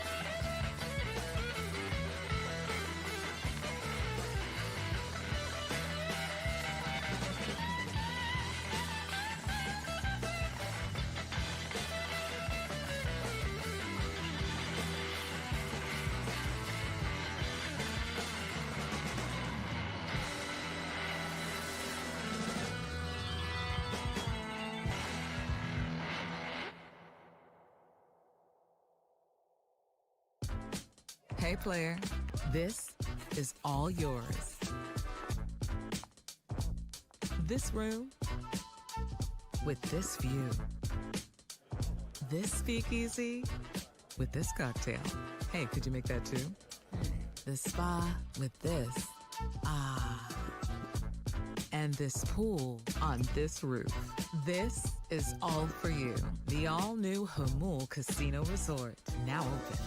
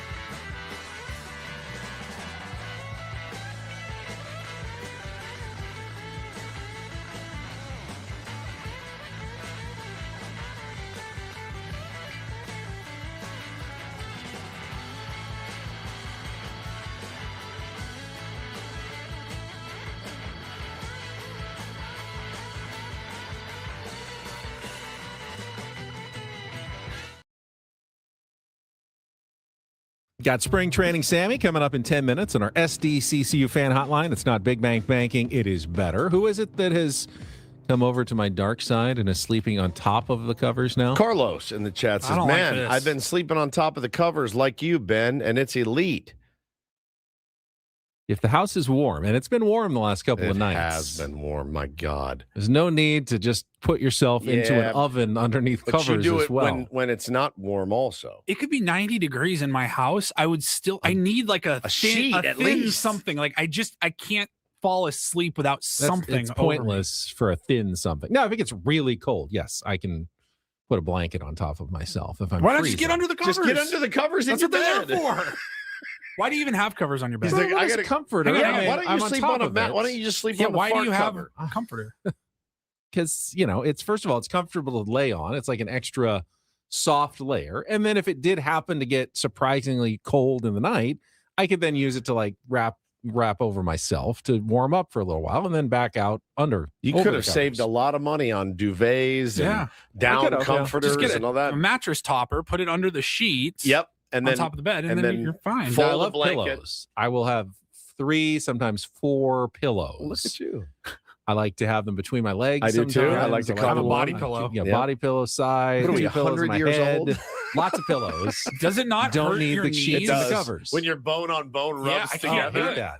I can't do it. I'll lay on my back or my stomach before that, but like I have a big body pillow. I have to have like between my knees. I hate when I'm feeling sleeping. one leg touch the other leg. Yeah, I Really, don't like it any either. sense. I never like I my don't even like it legs if my own touching each feet other. touch each other or Yeah, something. Like, I get don't away. either. Get away from there. Yeah, All right. Ben sleeping like he's Crocodile Dundee. That's exactly right. Yeah, could you just go lay down in a if She you had is to? nice. Could you go lay down in the Field. woods Yeah, and sleep? just lean your head up against a rock? You would have been a great cowboy. Probably. He's like, this is hot. How long are we going to be out here?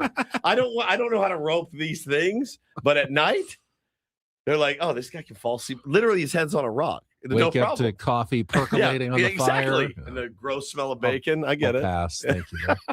I'll take the bacon. All right, we got a contestant on the line. Let's get to today's game. It is time to take on Woods.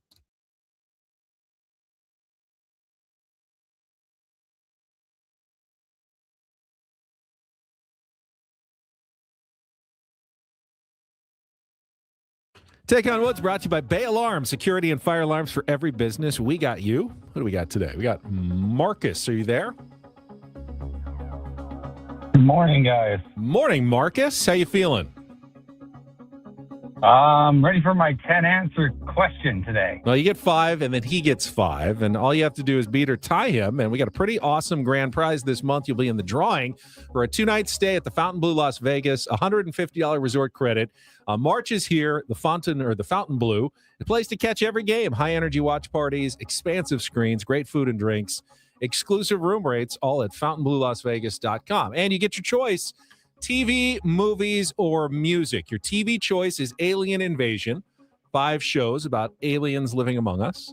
Movies is Last Chance. You're one of them, by the way. Thank you. 5 movie titles that include the word last. And our new music category is Cry Me a River, 5 song titles that include the word cry. So TV, Alien Invasion, movies, Last Chance, or music, Cry Me a River. Marcus, the floor is yours. Oh, I think I'll go with TV. I'm going to take a chance. All right, TV. Haven't done this one in a while. Alien Invasion. Today's category, 5 TV shows about aliens living on the planet Earth. You'll have 60 seconds to answer as many of the 5 as you can. If you don't know one, say pass, because we can come back to it if there's still time left on the clock. First question's our 2-second TV theme song. Paulie will play you a short clip of a TV theme song. You need to name which alien show that is about. Marcus, are you ready to play? Let's do it. All right, let's put 60 seconds on the clock. The category is Alien Invasion. Your time begins when Paul plays our TV theme song. Good luck, Marcus. Let's take on Woods.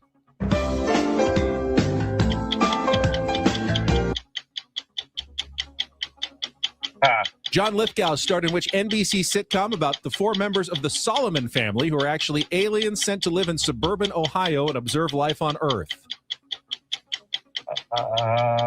Something Third Rock from the Sun. Correct. In 1978, Nanu Nanu became a popular catchphrase when a then unknown Robin Williams jump-started his career, starring opposite Wendy Mork Williams. and Mindy. Correct. One of the WB network's biggest hits in the 2000s was which show about teenage Clark Kent growing up and learning about his powers and alien origin story?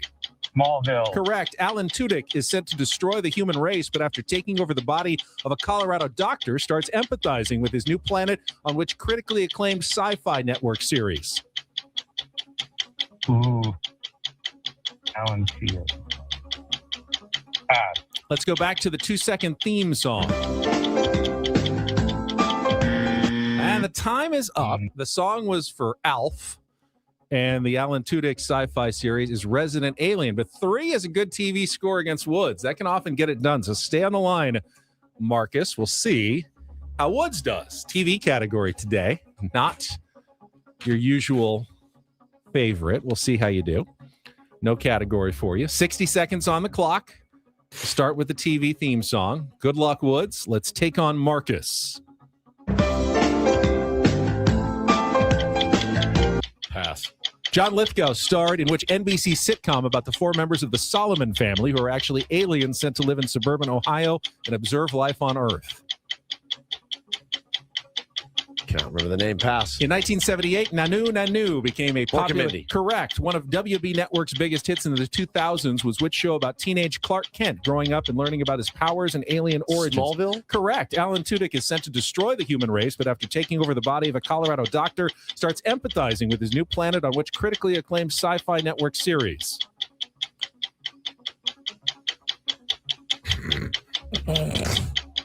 Ben's Raw Tank. Incorrect. Go back to our 2-second theme song. No idea. Any idea what the category is about? Aliens or something?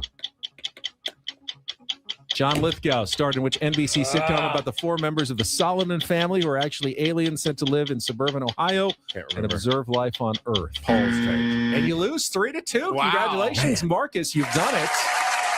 The Lithgow Show's Third Rock from the Sun. Damn it. Never watched The it. TV theme song was Alf. Alf. And Resident Alien was the sci-fi series. That was the tough one. But congratulations, Marcus. I You've loved done Alf, it. by the way. I loved Alf, loved too. it. Written by a massive heroin addict, Jerry Stahl. Really? Oh, yeah. Yeah. You should check out the movie Permanent Midnight. Alf. Actually, If anyone check out doesn't- the book. If anyone doesn't remember, Paul, you're probably too young for Alf. I'm aware of it. Yes, but yes, big yeah. giant like puppet alien with big nose, Yep. furry. Yep. Lives with his family in suburbia. It's amazing. It was an amazing Always show. wants to eat their cat because he loves eating cats. From the planet Melmac. Yeah. He's basically an insult comedian. Pretty Alien. much. And It's like Don Rickles, but as an alien living with a It's suburban like Triumph, family. the dog. Yeah, Triumph. But the writing was spectacular. Spectacular. And this guy, Jerry Stahl, who ended up writing Permanent Midnight about his life being a drug addicted writer on Alf. Ben Stiller played him in a movie. It's brilliant. It's a brilliant movie, brilliant book. Yes, Alf stood for alien life form. That's right. But his actual name was Gordon Shumway. What do you mean his actual His real name, his alien name, he's Gordon Shumway. Gordon Yeah. Shumway. Yeah. Okay. It's just- What it was the name of the category? It was Alien Invasion. Alien Shows Invasion. about aliens Boy, you- living among us. you on knew I'd planet crush Earth. that one, I didn't knew you? that would be a tough one for you. That's All why right. Marcus was so smart. Marcus, hang on the line. Paulie, I'll get your information. What do you think about if you make categories, right? So television is now out Until when? this week, until the other 2 categories are gone.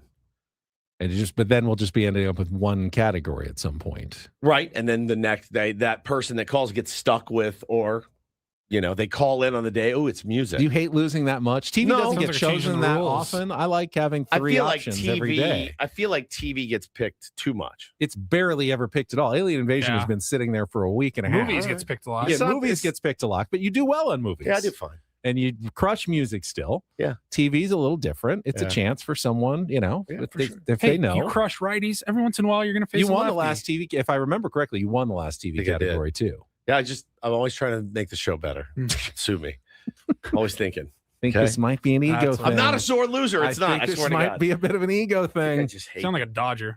It's true. I do. This is real Dodger behavior. Yeah, this Oh, was it's not my going idea, my way. man. I need to change the rules. That's true. All right, let's take a I'll wear that timeout. one. When we come back, You got me. we will. I'm not going to Ken Rosenthal. Y'all wear it. It's an off day in Peoria, but not for our Sam Levitt because he's going to join us and get us caught up on everything that happened yesterday. And then he can take the rest of the day off if he wants. Coming up next with Ben and Woods on San Diego's #1 sports station, 97.3 The Fan. Gambling problem? Call 1-800-GAMBLER. GEGE 0000466. For a full list of games and rules, play at 7 Mile Casino. Visit 7milecasino.com. Another chance for us to talk about 7 Mile Casino. I know our colleague Chris Ello is, I think, on the drive right now out to Peoria, Arizona, where he's going to pass one casino that's about 30, 40 minutes out, and then another one that's about an hour and 20 minutes out. And I always wonder why. If you want to play cards, why wouldn't you just go to 7 Mile Casino? It is so close. Right there. And it is the best one you're going to find. There's no reason to go anywhere else to play cards. Maybe you don't want good food. Maybe you That's want. possible. Maybe you want to blast Winston's. Or have them blasted in your face. Have them blasted in your face. Maybe you like it. Maybe that's your It's thing. fine. Yeah, you're not going to get that at 7 You Mile. don't want good food and you want cigarette smoke blown in your You face. love the sound of the tinkling slot machines. That's right. That's then right. You're not going to get that at 7 Mile You won't get Casino. it, but what you will get is Texas Hold'em, Pai Gow, Baccarat, and California style blackjack. You'll get delicious food, friendly dealers, a beautiful patio area, all of it, and the proximity to downtown is fantastic. Just 7 minutes away. It's 24/7 options. Yep. So anytime you want to head down there, they are open. They are welcoming any time of the day. Don't forget the brunch on the weekends at Sammy's too. Award-winning, best in the South County. Saturdays and Sundays from 9 a.m. to 3 p.m. at 7 Mile Casino, just 7 minutes from downtown.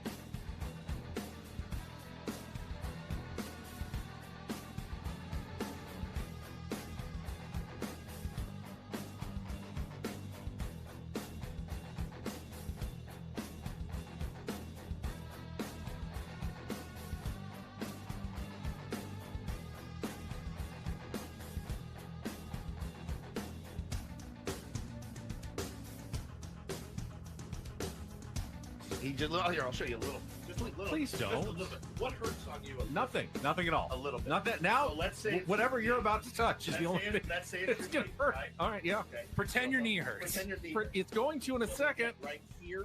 Oh, that is not pleasant. Hey, player, this is all yours.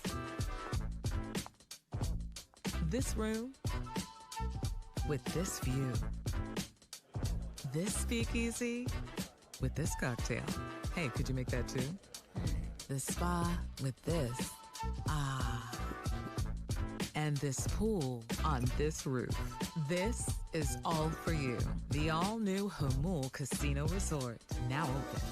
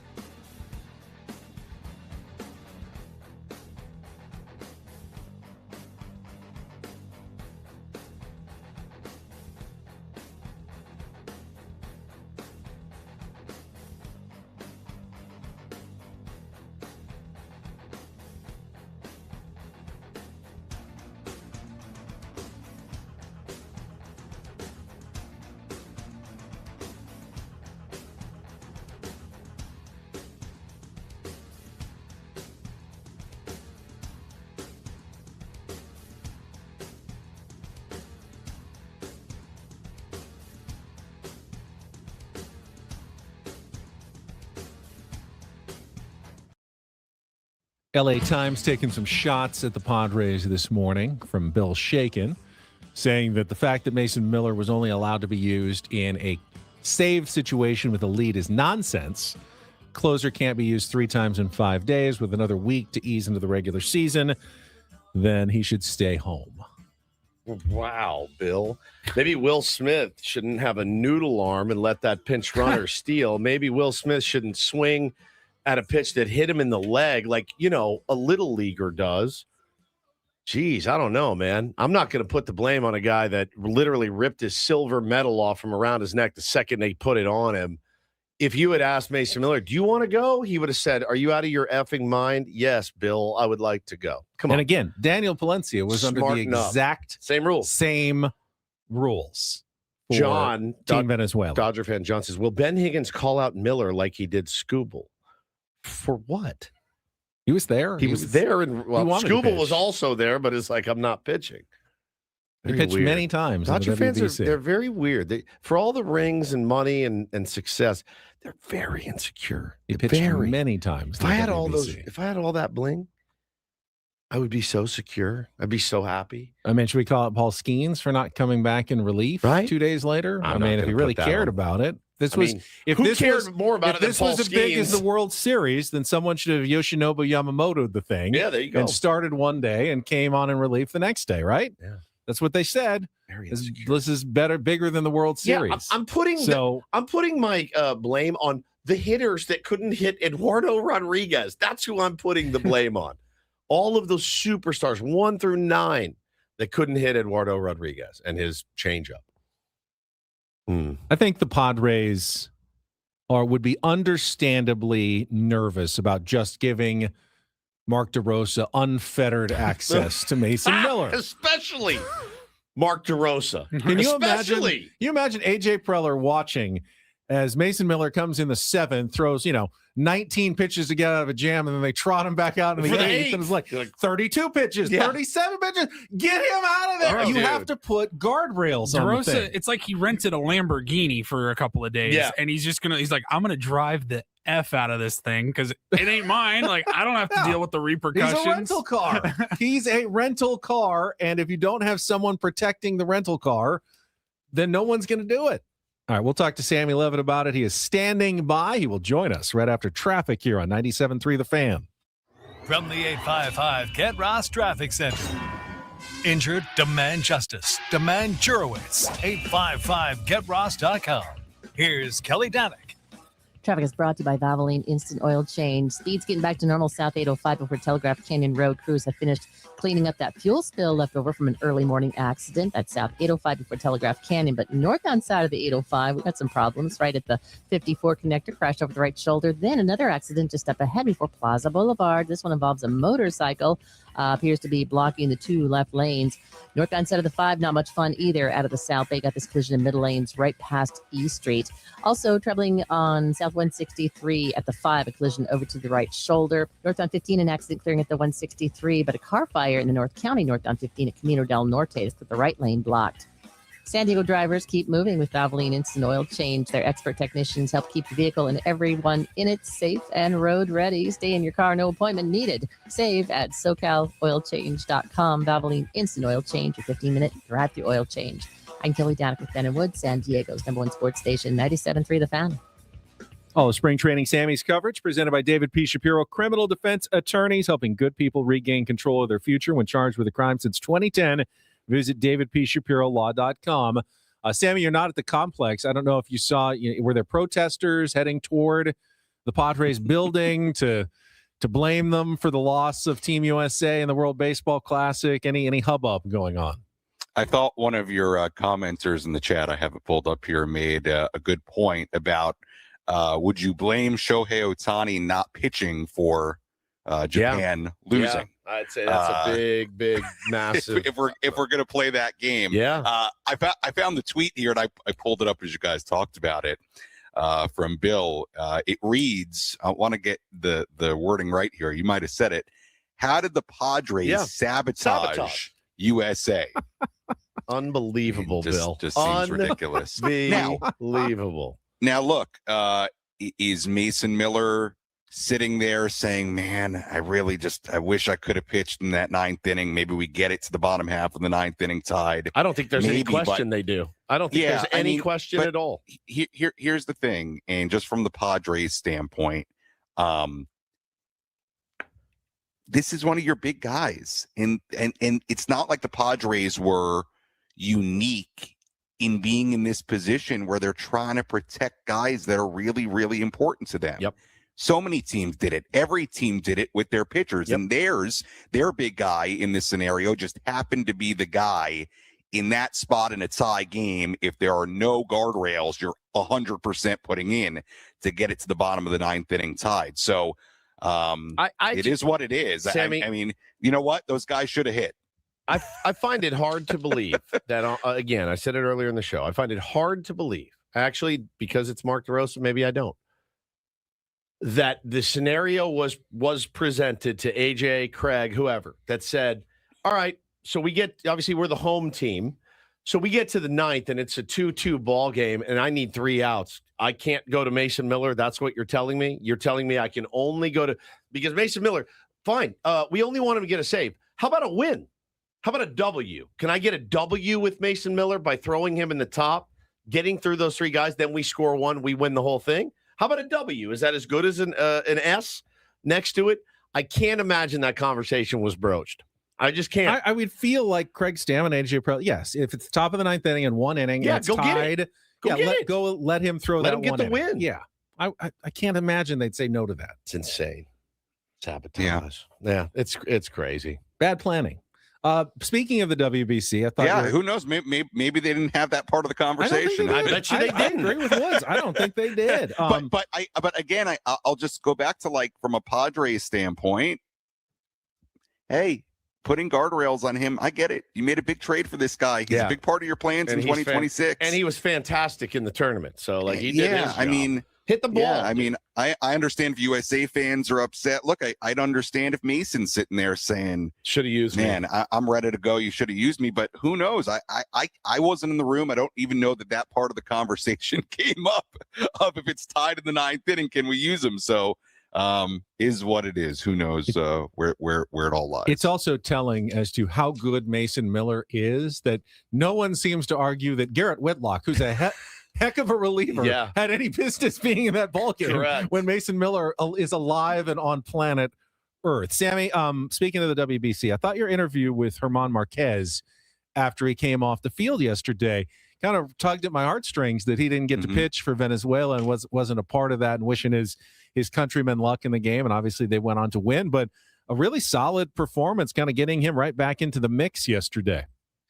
Yeah, he was much, much better. The command was in a totally different place than it was in his previous start. The results were a lot better.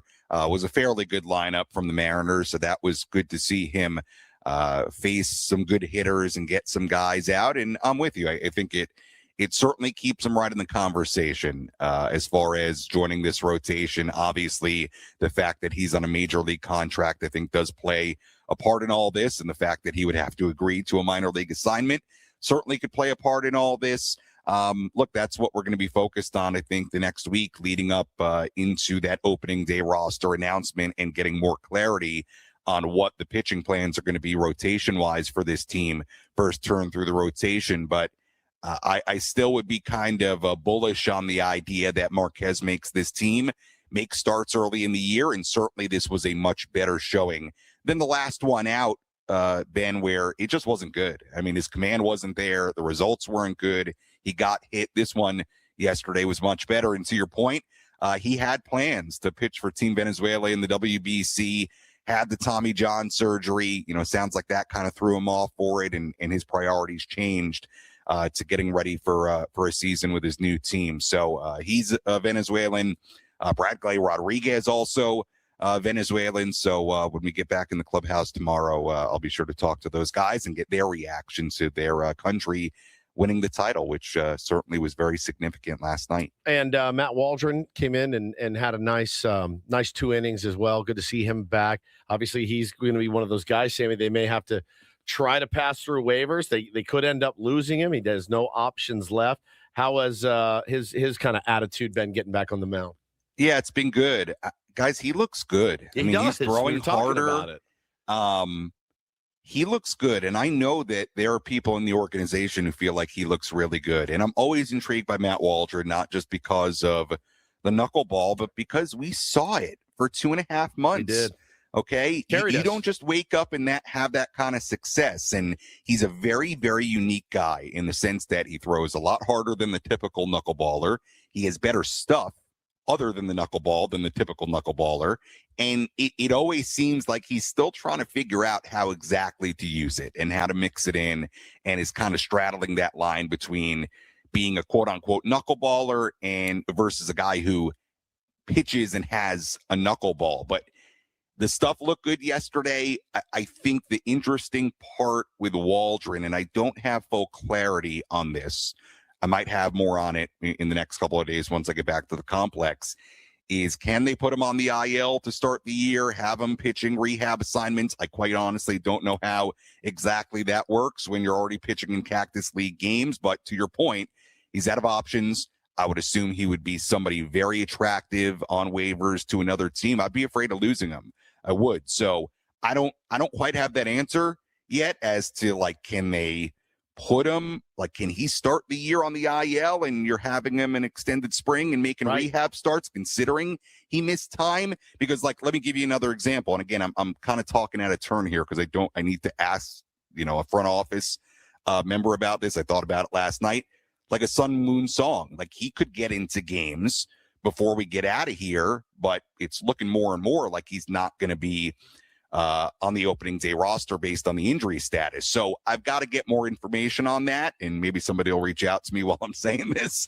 But the Waldron situation is interesting because if I'm the Padres, he's somebody I really don't want to lose. I don't know the writing of the rule. I'm pretty sure that if you are still rehabbing from an injury, they can start the season with you on the IL. I mean, Joe Musgrove may throw in the next few days, and he's definitely going to start on the IL. And now they're not going to lose him, obviously. They have him signed to a long-term contract. But same with Sungwon Song. I think they can IL him and continue to rehab in the minors. There is a limit to it for sure.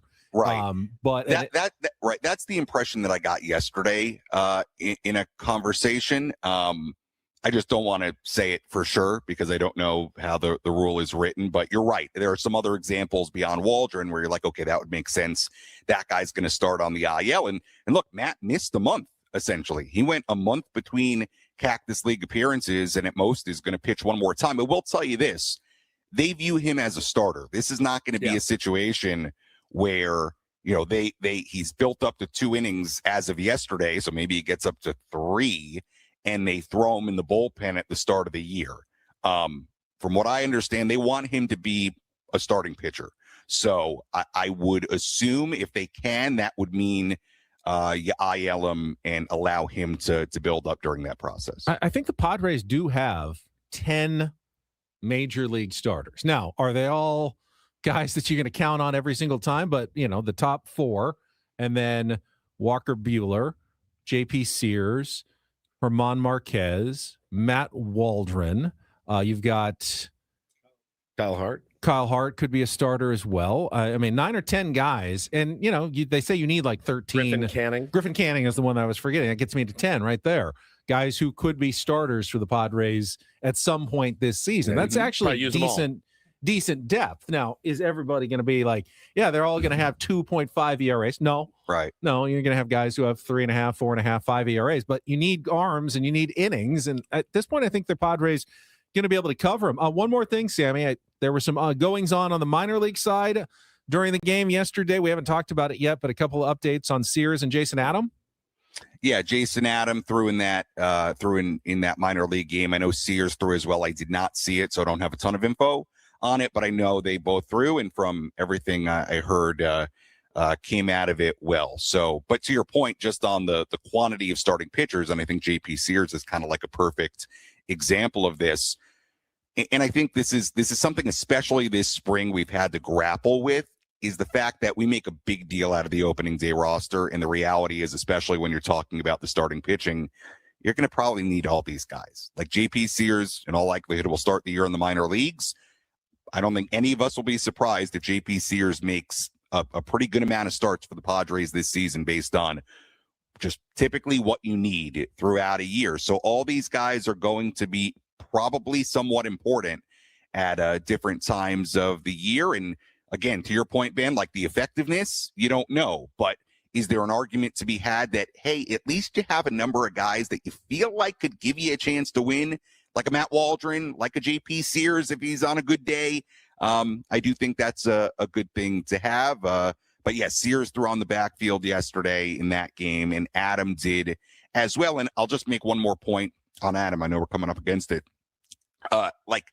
Adam still hasn't appeared in a Cactus League game, and we're a week away from opening day. So take that as you will. I think he feels great, but certainly seems to me like he's not going to be in the bullpen on opening day based on the current schedule. And the Padres bullpen will be just fine for a few days. They'll be just fine, and that's fine. And they can do. Yeah. And by the way, it opens up another spot if you want to take a Gillespie, a Hard, somebody that's at options, a Marinaccio, Jacob. Yeah, they're coming back to today too. Yeah. It's not the worst thing in the world. It isn't, and they'll be fine without Adam for a little bit.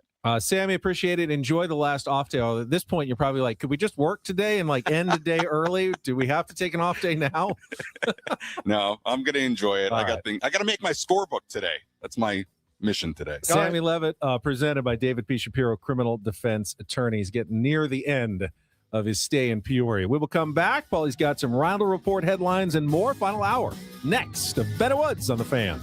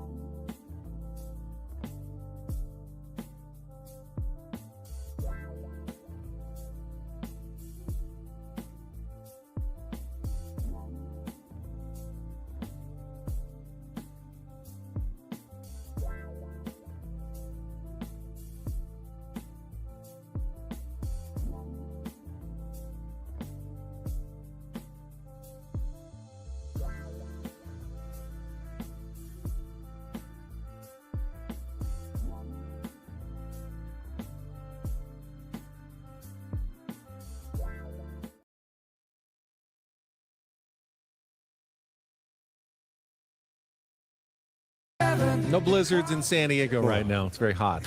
How to beat the heat, San Diego. Try an iced coffee. Cool thing. Instead of a hot coffee. Try some shade. Use a fan. Put on your air conditioning. Drink lots of water. Hydrate. Sunscreen. That's how you beat the heat. You're not going to hear that information anywhere else, but right here on Ben and Woods 97.3 The Fan. Proprietary. I was texting with some friends on the East Coast. Like the whole Eastern Seaboard is dealing with crazy storms, like tornado warnings in places that you don't typically expect. And they're like, yeah, we may not have school tomorrow. Their teachers may not have school tomorrow because we got a tornado warning. Yeah. And you're blah, like, cool, blah. it's 87 here. Bro, it's 92 degrees. Like I got the air conditioning on. They're doing literal like how to beat the heat news stories on TV. It's still snowing some places, but not here. It's crazy. Remember, anytime you close the blinds to keep the sun out, you owe us $1 in royalties. That's right. Because we gave you that information. Beat the heat. Yes, close the blinds. Keep your house a little cool. Try to keep your house a little cooler. Okay? Watch out for pets and loved ones, the elderly. Make sure they're dialed fill in. their bowls with water. Pets too. Oh no. Joke at the elderly's expense. Sorry. I can do that now that I am elderly. That's true. We are. I get those. Remember, you can always make jokes about your own demographic. That's true. Right? Yeah, that's what I thought. We are now elderly, so we can make jokes about the elderly. That's true. That's true. We've got Rhino Report. Paulie, if you would. And get things started here with our today's edition of the Rindle Report. Now tuned into the greatest. Welcome to the Rindle Report with Paul Rindle. Hi, Paul. All right. 2 stories from the world of sports that we haven't gotten to yet. We'll start off in Major League Baseball. And 1 story that you didn't know you needed. Are you laughing, biatch? It's the Rindle Report. Hey, Paul, how you doing? Okay, how are you? On 97.3 The Fan. Are you ready to bless the mood? I need some help, please. That was good. Can I get a yeah? Oh, yeah. All right. All right. Happy whatever day. Wednesday, gentlemen. Got some big news for everybody. I got a new baseball podcast coming out for you guys to potentially check out. There's no way because we've run out of punny baseball names for podcasts. But we haven't run out of obnoxious former baseball players. I think we're talking about 2 different things. We might be. Right. Who are you talking about? Nick Swisher. Is that the one? Nick Swisher and Chris Young? Yes, that's the one I'm talking about. Okay. Yep. He's one of the not Chris rotating. Young, the GM of the No. the other Chris Young. The other Chris Young. So I'm actually looking forward to at least giving this podcast a chance because of CC Sabathia. Is he going to be jumping on? He's on one of the rotating. Okay. Nick Swisher, Chris Young, and CC are going to be rotating co-hosts or whatever. But the podcast comes from Matt Barnes and Steven Jackson, it's who part do of their all the smoke. Yeah. That's great. That's one of the best podcasts on the planet. It's so they are good. So good. It's not, it's culture, it's music, movies, it's everything. They are 2 former NBA guys. They're awesome. But they are Filterless. so good. So it's all the smoke. Their production company, Steven Jackson and Matt Barnes, they are launching a new baseball podcast. It's going to be called ATS, all the smoke, ATS Dugout. And Matt Barnes, I believe, is going to be the one. Yeah, Barnes is going to be the main host. And then he will have a rotating cast, which includes Chris Young, Nick Swisher, and then CC, who is like one of Matt Barnes' best friends. They grew up together. And I go, all right, if CC Sabathia is a regular guest, I'm in. I love what they do with the All the Smoke podcast. I at least will give this one a chance. Can I do my Nick Swisher? Here's Nick Swisher meeting Ben Higgins. I don't really know anything time. about Nick Swisher. Hey, man. How are you, buddy? How you doing, bud? Good to see you, man. How are you? You good? Yeah. Thank you, Yeah. Nick. He's a high that's energy. assault in most That states. was Nick Swisher saying hello to Ben Higgins for the very first time ever. Does he live out here now? I don't know. He's a madman. Madman. I don't know To much where, about like, Nick Swisher. if you were in the clubhouse with him, you'd be like, He's a lot. Oh my God, dude. And I really couldn't tell you like anything about Chris Young. Never he's heard great. Arizona never heard him speak. Diamondbacks. Oh, he's great. Outfielder. Chris He's good. Young. I've seen him Has he do done, like, some commentary. media? He's good. He's good. Yeah, he's real good. But Swisher, holy crap, dude. Well, maybe you skip that episode. Fine. You're gonna Maybe I get it for the content because it could be great content. Hey, buddy, Try the brewed decaf that they serve now. Says here they're gonna I'm a pretty high energy guy, but that dude is. Whew. They're gonna roll out 20 episodes throughout the season, and they're gonna be starting this off. Let's see. Yeah, Sabathia is gonna be kicking off the podcast. He's also in the booth for the Netflix game next week. Our opening day is on Thursday. Netflix has the first game of the year on Wednesday night, I believe, and Cece's gonna be a part of that as well. Like it. All right, we will move on into collectibles world. Now you're speaking our language. A little bit. Not quite your language, because talking a little bit more Pokemon here than baseball cards. But I believe we probably talked about this about a year ago when it went up for sale. But there was it's not really a card. It's more of a food item. The Cheeto Zard. Have you seen the Cheeto Zard? It's to play on Charizard, which is like one of the valuable Pokemon. Somebody several years back pulled out of a bag of Flamin' Hot Cheetos a Cheeto that strangely resembled Charizard. That's right. Well, that's Flamin' Hot Hot Cheeto. Yeah, look at that. Right. That does It look sold like a dragon at auction. creature. The Cheeto Zard. Golden Auctions put it on their website. If you watched their Netflix show, I think it was in one of those seasons where they talked about it. It sold for like $90,000, like $85,000 for a Cheeto that looks like a Charizard. They put it in a like a shadow box case with a fake card border around it. And that Cheeto Zard that sold last year for $85,000. Let me pull it up. It's been 87. Now it's been eaten. The guy got hungry and said, "You know what? I'm starving." $87,840 was the final price, and it's now officially in the Guinness World Records for the highest price paid for a video game likeness corn snack. I don't know how many other qualifiers there were. There was a Frito that looked like Judd Nelson that sold for like $70 many years ago. A Dorito that looks like Jelly Roll. That's right. I just want to let everybody know, Ben and I just narrowly missed this year getting in the Guinness Book of World Records as the fat guys on the motorcycle. We missed it by because of SD fat loss. All that weight you lost, you cost us. Sorry. You cost us. I know you love the thought of being the fat guys on the motorcycles. When I was a little kid. On the tiny motorcycles? There were 3 people that haunted my brain. Well, the twins on the motorcycle. All I could think about was those 2 guys in their overalls. That's all I thought about. And then the guy with the real long fingernails. Oh, yeah. That guy was the longest fingernails. Domed you out for the rest of your life. Now, he probably doesn't pick his nose. He does not pick his nose. He does the elbow, like the forearm, the forearm, and just hopes he catches one. But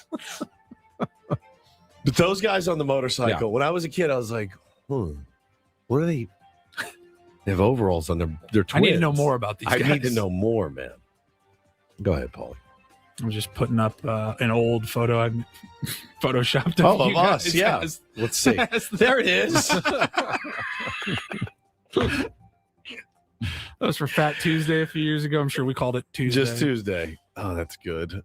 Oh, man. And then let's see. Finally, where are we wrapping up here? Oh, Woodsy, I'll need your help on this as the Kiss expert on the show, Kiss the band. Yes. Now, they have officially stopped touring finally, like in the last year. I think they had their final show, allegedly. Final of the final show. But you know how Kiss works. They're gonna market and continue to sell. They're gonna be selling Kiss merchandise and coming out with new merchandise long after all of these guys have died.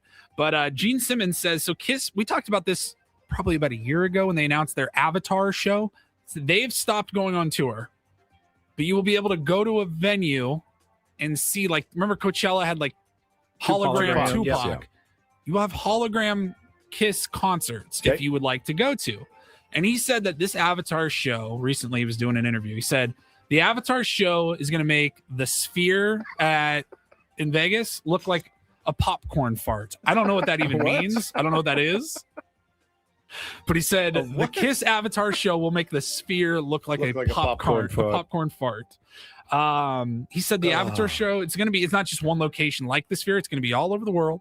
They don't need a specialized stage, projectors, whatever. They can just move this wherever they want. Correct. Yeah, it's not like you can't just pick I highly doubt that they can make it as intense as the Sphere. Well, he says, especially since there's not real humans there. Right. Gene said, quote, if you see a dragon coming in to scoop you up at the show and it breathes fire, there will be fire all around you and you'll feel the heat. The fire, the brimstone, the coffee, you'll be able to smell it. Coffee? The fire, the brimstone, the coffee? It's his quote. I'm just reading the quote.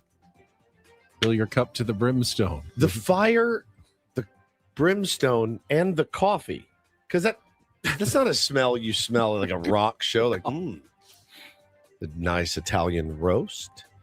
They're weird, man. They are weird. Yeah.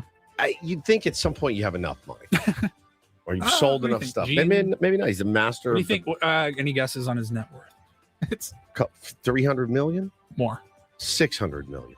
Less. 400 million estimated net worth. And don't you get to that point? You're like, oh, okay, I'm done. I'm not putting my face on toilet paper anymore. 76 years old, bro. You're good, right?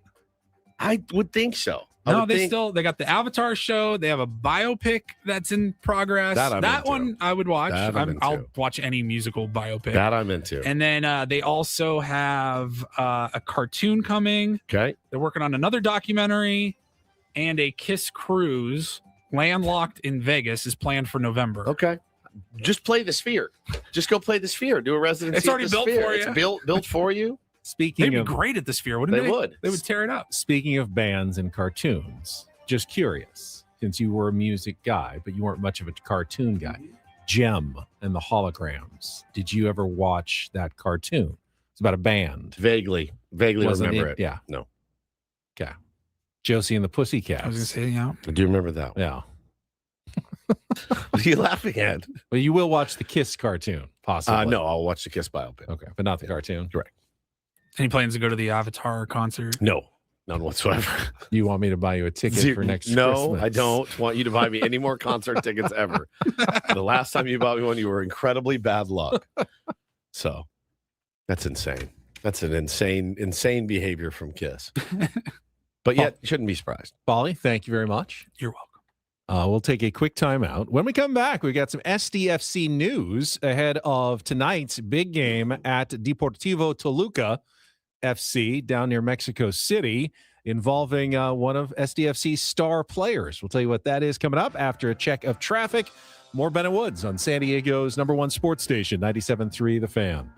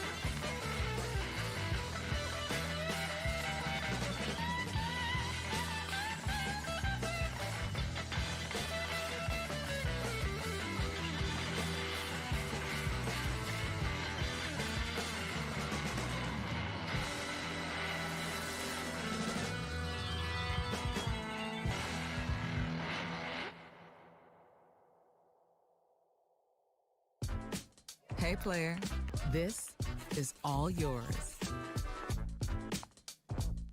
This room with this view. This speakeasy with this cocktail. Hey, could you make that too? The spa with this. Ah. And this pool on this roof. This is all for you. The all-new Hamul Casino Resort, now open.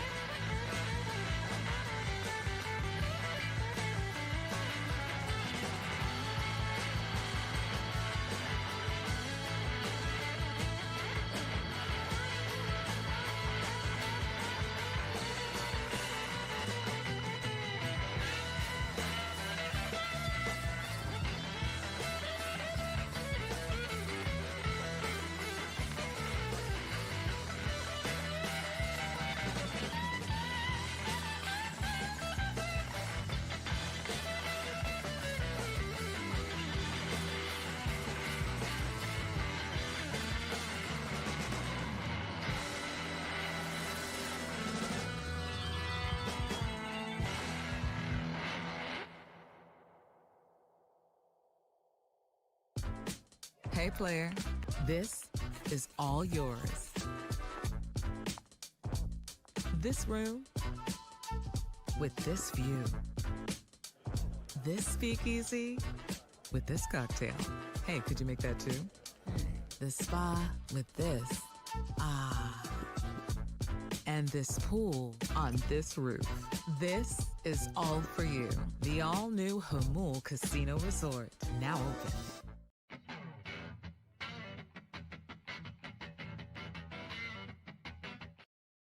Sparked a little cartoon discussion in our YouTube chat, broadcasting live from the Bill House Studios. We know how. It was a couple weeks ago that we decided that our dynamic, the three of us, was Alvin and the Chipmunks. You sure love that. Correct.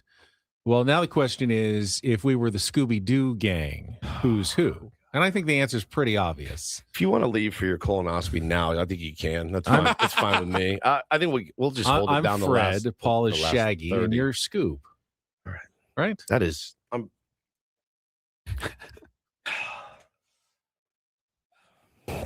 We didn't talk about where this segment was going to go, by the way, during the commercial break. Well, I'm just going to take where the chat is taking. He got quiet, which means he's working on something over there. No, I'm just reading the chat. I'm simply reading our YouTube stream.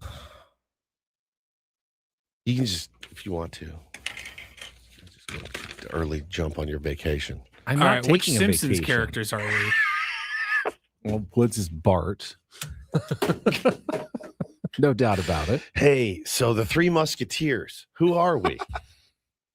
Coming up next, Teenage Mutant, are you Michelangelo or Donatello? I think you're more Raphael. I think so. Okay, now which color Power Ranger are you? That's Red. that's a real good question right there. Green. Blue. That was unexpected. That was unexpected. I was actually going to dive into a SDFC, menu. Oh, I thought you were going to do a yeah. menu. You did tease SDFC, and you came back did. with Scooby-Doo. I don't know. We spun the wheel now. All right. What's a toy that defined your childhood? Of course. Very fitting. Scooby-Doo. Power A Rangers. toy? Pogo stick. Pogo My stick. favorite of all time. Defined your childhood. It felt like that was like pogo sticks were earlier than us growing up. No, man. I could never do Really? more than like 5 Pauly, hops. no, they're not gonna believe me when I tell you this. I was better than elite at it. Better than elite. I did tricks. I did 1 foot off, 1 foot on. I was so good at backwards, forwards, 360s, you name it. I was so good at it, and I loved it so much. And then all of a sudden, in about, I'd say 5th or 6th grade, it became passe. And you jumped on the mongoose and went riding your bikes with your friends. You can't be in your driveway doing bits on a pogo stick, in 5th and 6th grade. And it just went away. I was never for great like on a pogo 3 stick, years. and I could never hula hoop. I couldn't hula hoop. The people that could barely move and keep it going for like 5 minutes, and I'm like, you're barely moving your hips, your stomach, everything. I couldn't do it. And I'm like, I can't figure it out. I cannot go more than like however many I could spin it One. around me. You get the one maybe and an then extra like 2.5, maybe, I but can't do it. I was never good at that. Yeah. For me, early childhood, Hot Wheels. Backgammon. I think you're going to say backgammon. Hot Wheels cars. And then Mahjong. Chinese checkers. And then later, Atari. Oh, yes. Yeah. If that counts as a toy. That's not a toy. That's a gaming system. I also had a lot of G.I. Joe figurines. Yeah. Okay, now you're because I was going to say I'm 15 years younger, so the video game era was right there in the 90s, like N64. But if that doesn't count, No, it doesn't count. does a Razor scooter count? No. Yeah. That's a toy. Yeah, Transportation. It's transportation. I guess It's like a bike. If a or pogo anything. stick counts. Pogo stick is not transportation. That's a toy. You've never seen me moving down the street on one. He just boing, boing, down the sidewalk. boing. Paulie, let's get Paulie instead of a scooter. Let's give him a pogo stick. Yeah, pogo your ass home from he lives here. just down the way. You can pogo your Dude, stick. I could walk. I could go up and down stairs. I'm not kidding you. I was Really? that good at Did you ever try a unicycle? Really? Never. Never been on one? I'm Never. impressed. Never, ever, ever, ever. We had unicycles at my school, God, my that was elementary good. school. They let us like try them out. And I wonder if PE. my parents remember my pogo stick acumen. It's really one of the first things I remember being a kid and being like, I'm really good at this. This is like the only thing I'm good at. I remember I had cardboard laid out for breakdancing. I couldn't break They dance. didn't have actual like competitions or anything. No, You it was just couldn't in my enter a driveway. But I was pogo like, stick contest. I was like, I got this down. I would Do you have a flat driveway? I had a very Yeah. sloped driveway. flat so it driveway. was There was a school across the street with big old blacktop too. I could do all kinds of stuff, and I was like, I'm really. Did it excellent at impress this. people, or did they think Like my grandparents were impressed, but friends but like, like friends, I don't. they weren't always Any like girls "What- make out what- with get you? Get your pogo stick tricks." out. Like, Yeah, did you kiss any girls? Guys, not right now. All right, hang on. Let me go grab it. I Man, loved it. Woodsy, how'd you land her? Be like, let me show you. I'll show this, you. I was so good at it. I miss it. I lament on the fact that I don't have one and I'm not good at it anymore. I don't know that defines my generation or anything like that, but the goated toy was the Nerf. Anything Nerf. Anything Nerf was elite. The Nerf football. Remember the Nerf boomerang? So good. It came in Nerf like, gun wars. all right, Nerf mate, guns, try the Nerf boomerang. And you're like, I got to get one of those. You guys It have the was- little football that had the tail. Yeah. Oh, yeah. You could throw it 150 yards Yeah. like with nothing, just easily. Yeah. Then so the good. dog would get a hold of the Nerf And and, then you're would done. eat it, and you're Yeah. done. Or you get it wet and Yeah. it goes to 75 pounds, your football. You're like, all right, well, I Turns guess into a weapon. this one's done. So good. I miss those days. I wonder if they still make pogo sticks. I'm sure they do. They make e-pogo For sticks. grandparents to buy for their grandchildren Yeah, who except don't want them. These kids, all they have to do is stand on it, and it automatically Right. pogos them everywhere. Like, I don't even have to move my legs. Like, that's what we want from our youth. You're a little unlucky because you were great at pogo sticking. Yeah. That could have been the big thing instead of skateboarding. I You could have know. won like the X Games Yes. of pogo I would be sticking. like the Tony Hawk. Yes, you could have been, but that's Woods not does what a 540 on his pogo that's stick. not what became popular, Damn it. unfortunately. Damn. Skateboarding became cool. I was on and there's not even one person in the chat like, hell yeah, me too. I was the only Skateboarding one. developed a whole culture, clothing, lifestyle, everything. Pogo sticking never Pogo. really did. Never You get one really. online for like $140. It never really caught on, man. But I miss it. Oh, I was good at it. People in the chat are talking about super soakers. Do kids still use water guns Yes. and water wars? Is that Oh, yeah, still very much a thing? By the way, that's a great way to beat the heat right now. Just after our Throw list. water balloons at your neighbor. Get a water gun and fill it and shoot your friends. That's Was there it. anything better than a water war in the summer when you Nothing. were a kid? Nothing. Just I I'd miss prep those water days. balloons for like an hour. Yeah, you sit there and tie it. Tie and- them up, yeah. put them all in a bucket or something. Just ambush somebody with it. There's just nothing better. You're like, oh, he's a dead My man kids when he love- gets home. My kids love it. And now, of course, you're like, all right, number one, we're wasting water. Number two, Yeah. there's little plastic all over the Yeah. yard. Like nothing's fun anymore. I get it. All right, little updated news from SDFC. Of course, game tonight at Toluca, but Woods, you reposted from Major League Soccer from last night. The Anders Dreyer called up to Denmark to represent Denmark as they're still actually trying to qualify for the Yes. World Cup. There's like a couple of spots left, and they are one of the teams in the playoff. They need to win 2 games in a row to qualify for the World Cup. March 26th against North Macedonia. And if they win that, they play the winner of Czechia and Ireland on March 31st. So potentially 2 international games for Anders Dreyer for Denmark. That is an international window. There's no SDFC game that week. So he can Good. leave after the last match and then come back ahead of a big game against San Jose Earthquakes, who are currently one of the teams now, I think, ahead of, or they may have lost, but LAFC and Vancouver are both now ahead of SDFC because of the draw in the last match. Today's game doesn't count in the MLS standings, of course. It's part of the separate competition, the CONCACAF Champions Cup, round 2. And remember where we stand. SDFC won 3-2 last Wednesday. So in aggregate, they need to either tie, a win, obviously, they sweep, they go on. A draw is good enough. Any draw, 0-0, 1-1, 2-2, whatever, that gets SDFC on. But if they lose by 1, they need to score at least 2 goals to force extra time. But if they lost like 4-3, they would advance on away goals, which is the next tiebreaker. So a 2-1 loss or a 1-0 loss is not enough. That would move Toluca on. So that's what we're looking for tonight in the high elevation, thin air of Mexico. Not even Mexico City. It's like even higher up in the mountains, about an hour and a half west of Mexico City. At Hell, the stadium that they play in Hell. Toluca. Yeah. Darren Smith is there. He's Yes. going tonight, and hopefully we get a chance to talk to him Friday. I think we will. Then he's coming back so he can go watch his St. John's Johnnies, the Red Storm, play on Friday at Viejas Arena. It's incredible.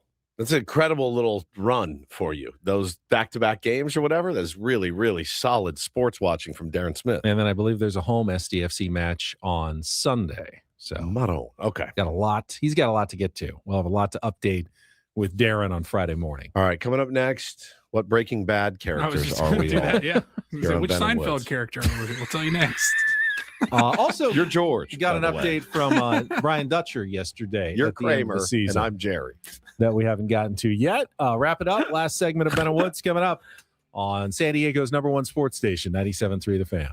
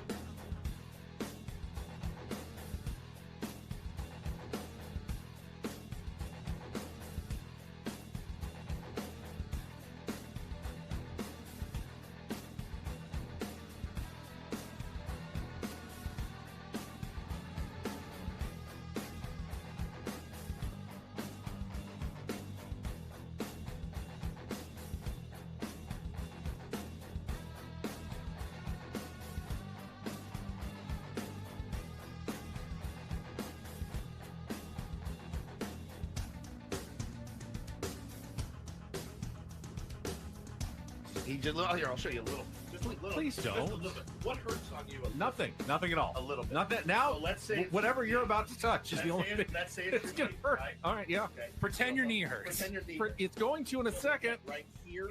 Oh, that is not pleasant.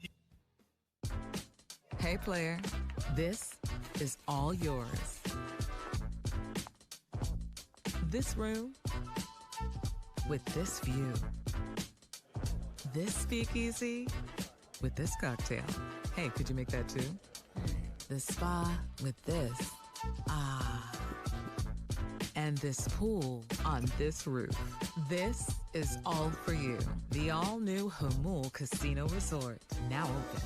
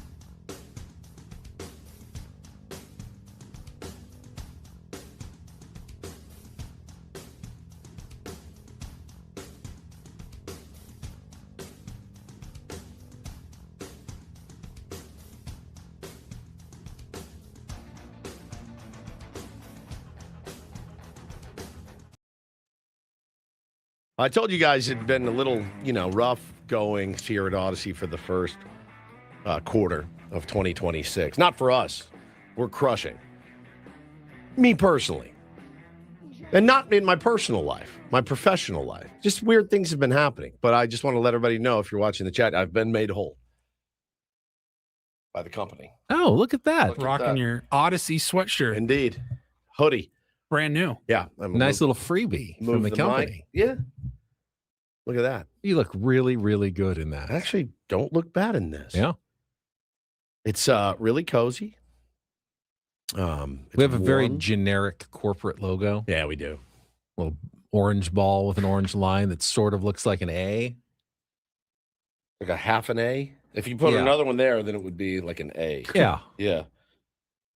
Sure, there was focus grouping and a lot of well, Megan just called me discussion. A scab.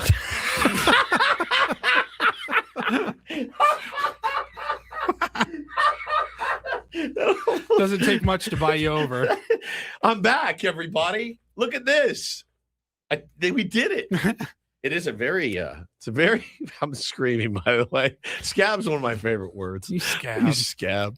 When used right, it's perfect. It's perfect. I do love this sweatshirt. It Are is. you sweating? It looks very heavy. Very heavy. It's very thick. You're not going to get a lot of outdoor use out of it in the next, I don't know. Thick as hell. It's thick like as maybe hell, a few months. It's like a Carhartt, man. Yes. Yeah. It's like that thick, heavy material. It's going to hit nicely on the first mid-November cold morning that we get again this year. Yeah, we'll look forward to that in October, but it is so good. And then in November, they can give you your Odyssey bathing suit. Here, yes, We got you your Odyssey board shorts. Big A on them. No, it's a dope sweatshirt, but it's very warm. It is. Yeah, I will. The thing is like I probably won't take it home. I'll leave it here. So when I need it, if I get chilly in here, which I often do, I will have it. And I don't have to bring my own. It can get surprisingly cold in here. Yesterday morning, it was 66 degrees in the studio. I was like, I can see my breath. And you want to keep the equipment cool. And we got a lot of electronic equipment, so they definitely keep the temperature down, but it can get a little uncomfortable at times. So again, we got to figure out what is, so you're on vacation tomorrow. I'm not on vacation. I am having a medical are you working tomorrow? Procedure. Are you working? Maybe. I don't know. All right. I'm just trying That's a game time decision, as they like to say in the business. Well, I mean, that's decidedly inconvenient for your I get it. team. I'm sorry. So your vacation. They don't do you'll be on colonoscopies on Sunday morning. Your vacation day It's not is a tomorrow. vacation day. Paulie, what are we going to do? There's no I took a Padres sick game. day. I think that counts as a sick day because I know that in about 9 hours I will be sick. The K-Law says, what's the vacation master ribbing on Ben for taking a day out of work? I work on vacation. As you know, I worked through a tsunami warning. I work on vacation. I skipped my vacation. I could be on vacation actually leaving this weekend. And I said, no, I'm going to stay and work. You don't, in a walk year, take a bunch of vacation. And if you do go on vacation like you are tomorrow, you take the gear. That's what I do, at least. Remember when I was deathly ill? I just worked from home. Again, walk year, Is trying it to be safe smart. to bring the gear into my bathroom, which is probably where I'd have to do the show? You're not, it's not constant lava Is it flow. not? That's No. what I was kind of led to No. believe. You can do your bit, and if you have to go, you got to run. I just think it's, here's the reason. Oops. Whoa. The skin flute. Oh, flute. I think it's just great radio if you're on and you're miserable, like I was when I was deathly sick at home. It was great radio. I'm happy to try it out. If you need a day off for a vacation, take it. Not a vacation. A mental health day or something, go ahead. I'm taking it off of TV, obviously. Right. Because I can't go straight from the colonoscopy to work. They tell you not to. You're not even supposed to drive. So when does the dirty Sprite effect wear off? Yeah, that's what I want to know too. Well, So you got to get up and take it again. take it at 6 tonight. By You have to 6:40, get to the doctor's by office. 6:40, Yeah. I will be in agony. You said no. The morning is like no. Tonight though. Oh, like tonight 6 you're going to be o'clock, in agony. and in about 30 to 40 minutes, it'll take effect. How long until it stops being effective? Is it 2 hours? Oh Is it- no, it's 5. Like, is he gonna have to 6 pull over hours. on the side of the road You on the can't way leave your to house. the office? No, you're You have fine. to get to the appointment tomorrow. You get to the appointment. I was in the waiting room and I was like, I think I'm okay. Like I was like, oh, I'm good. Like, how bad a shape is he going to be in at 7 a.m. tomorrow? Not bad. So you're, But I have to take it again at 3:30 in the morning. Yeah, I think you'll still be fine. Okay. I was fine. I mean, unless you're soft, then not. I am very soft. I know that's the Yeah. thing. You are. I just think Charmin it's soft. funny. I think it's funny radio to talk to our guy who We can get you like a TV stand, like a TV tray Colonoscopy. stand in the bathroom. Where would you set up the equipment? Like at your kitchen table? Yeah, I don't really have an Like an office office? area or Right. anything. And then how far is that from the nearest bathroom? Not close. I got to run upstairs. Really. I mean, You don't unless have I'm a using downst- a guest Yeah, bathroom. you use the but guest don't use the bathroom. This is not guest bathroom behavior. No, it is. No, it's not. It Is is. Or you can set up upstairs in your bedroom. I feel like I have to sit up in my bedroom. That's fine. But I don't If really. that's guest I don't behavior, really have you a have the worst chair guests. or desk or anything. I just have a Peloton and a bed. You sit on your bed. So I just sit on my bed and do the show there. Can't wait. Yeah. In the dark. Yeah. Why in the dark? Just put the lights on. You'll be all right. Okay. Unless you want to take your vacation and not be. I would like to take a vacation and not have to work too. I mean, I already put in for a sick day with Odyssey. Right. So I am free to not show up tomorrow. Sure. Had it cleared by my manager. That's true. And you got it in But on time. for and everything? you, for you, I'm willing to, perhaps not for me. It's for try- the tier ones. for the tier ones Yeah. to try as much as I can to appear on the show tomorrow morning Yeah. until I have to go. Okay. In both senses of the word. And then your thing is at 9:30. I'm supposed to report at 9 a.m. for Yeah, you- 9:30. So 24 hours from now, I will be. You can do. Is it on the table? On a table or in a bed? Am I in stirrups? What is it? How does it work? I haven't done it. I don't know. It's reverse stirrups. You're on your belly, and then your feet go into these little stirrups. Is that true? No, it's not true. It's not true. It's not true at all. You're on a. How do they access you? You're on a bed. They roll you over. You're asleep though. Well, you're not asleep. You're high as a kite. They roll you over, and then they like upside, like flat, on your or side. on your side. On your side. You're like you're just on your side.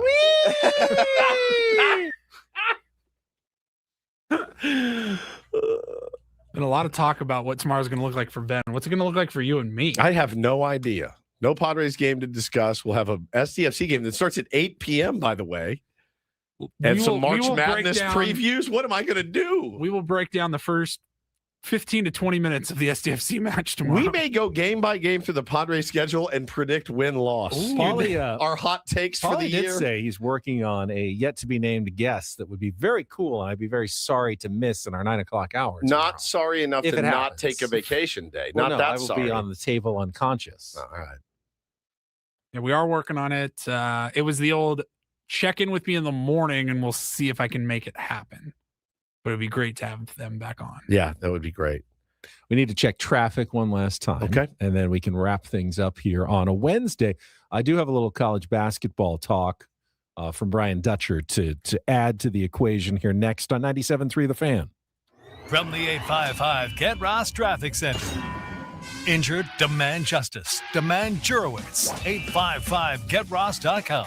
Here's Kelly Danick.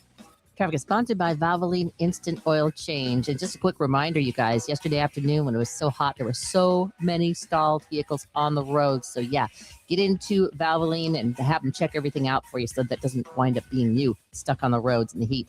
Okay, it's been a busy morning. We are still wrapping up with a couple of problems in the South Bay. Northbound side of the 5 cleared an accident near E Street. Look at this other crash right before 28th Street. It's in the center divide. And northbound side of the 805 accident clearing right before Plaza Boulevard. Just watch out for some residual slowing there.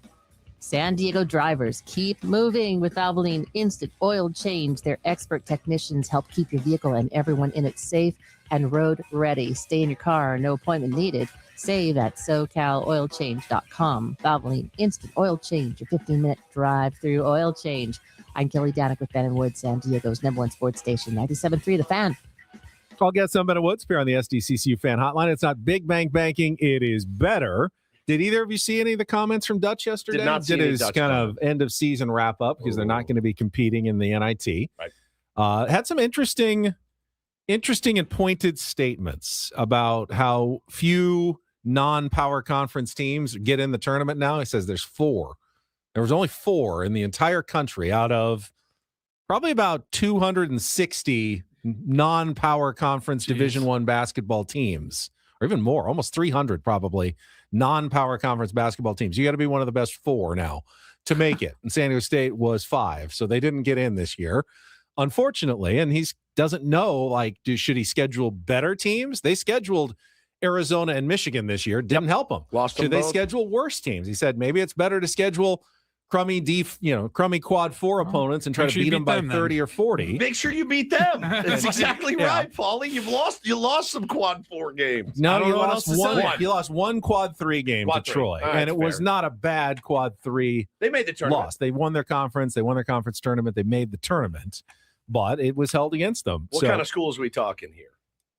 I don't want to besmirch anyone. Cal State Bakersfield. Okay. I don't want to besmirch anybody except for Cal State Bakersfield. I'm okay to besmirch. Well, we had that story about the coach on Cal State Bakersfield. The pimp. That's right. Okay. Earlier this week. Those are the kind of opponents that some teams schedule and just go, all right, we're just going to win as many games by as many points as possible. What's that small school in San Marcos that plays San Diego State? St. Catherine. St. Catherine. I think they went out of business, unfortunately. Bankrupt, belly up. But yeah, they used to try them, every once in a while as well. He also said, and I thought this was interesting, Latrell Davis, who was the transfer from San Jose State who redshirted this year because they felt we have too many players with Miles Bird and Magoon Guath back. You're not going to get enough minutes.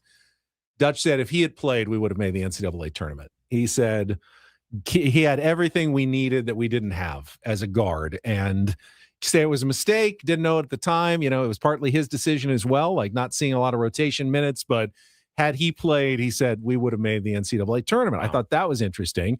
And then he talked about NIL and went, I think a lot of my guys want to come back, but if someone offers them, $1 million, $1.5 million, $2 million, I'm not going to stand in their way. Yep. He said Nick Boyd last year wanted to come back. He's like, Coach, I want to come back. And he said, and then Wisconsin offered him about $1.5 million, and he had to go. And Nick Boyd was one of the best guards in the Big Ten this year and is going to play in the NCAA tournament with Wisconsin instead of where he really wanted to be at San Diego State. But San Diego State couldn't pay him $1.5 million to be a senior guard this year, so he left.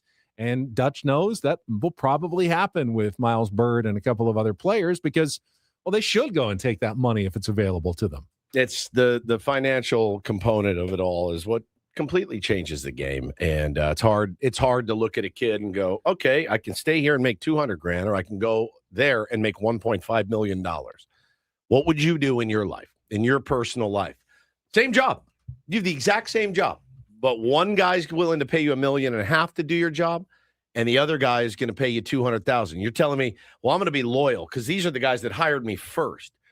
On no planet. And it's hard for us, the common person, to look at that and go, no loyalty anymore these days. Hey, man, 5 times your salary to do the same job, and you're telling me you would be like, no, I'm staying with the guy that brought me. And Dutch said, they'll have the players era again. He says now with less conference games, they'll probably have another NIL event that they'll be able to play in as well to make some more money. But they just don't have the donors that Texas and Arizona, Michigan are going to have. They just have more alums, more boosters, and they're never going to be able to get to that level financially, which is tough. That is tough. Well, enjoy your vacation tomorrow. We may see you. We may not. Enjoy your vacation.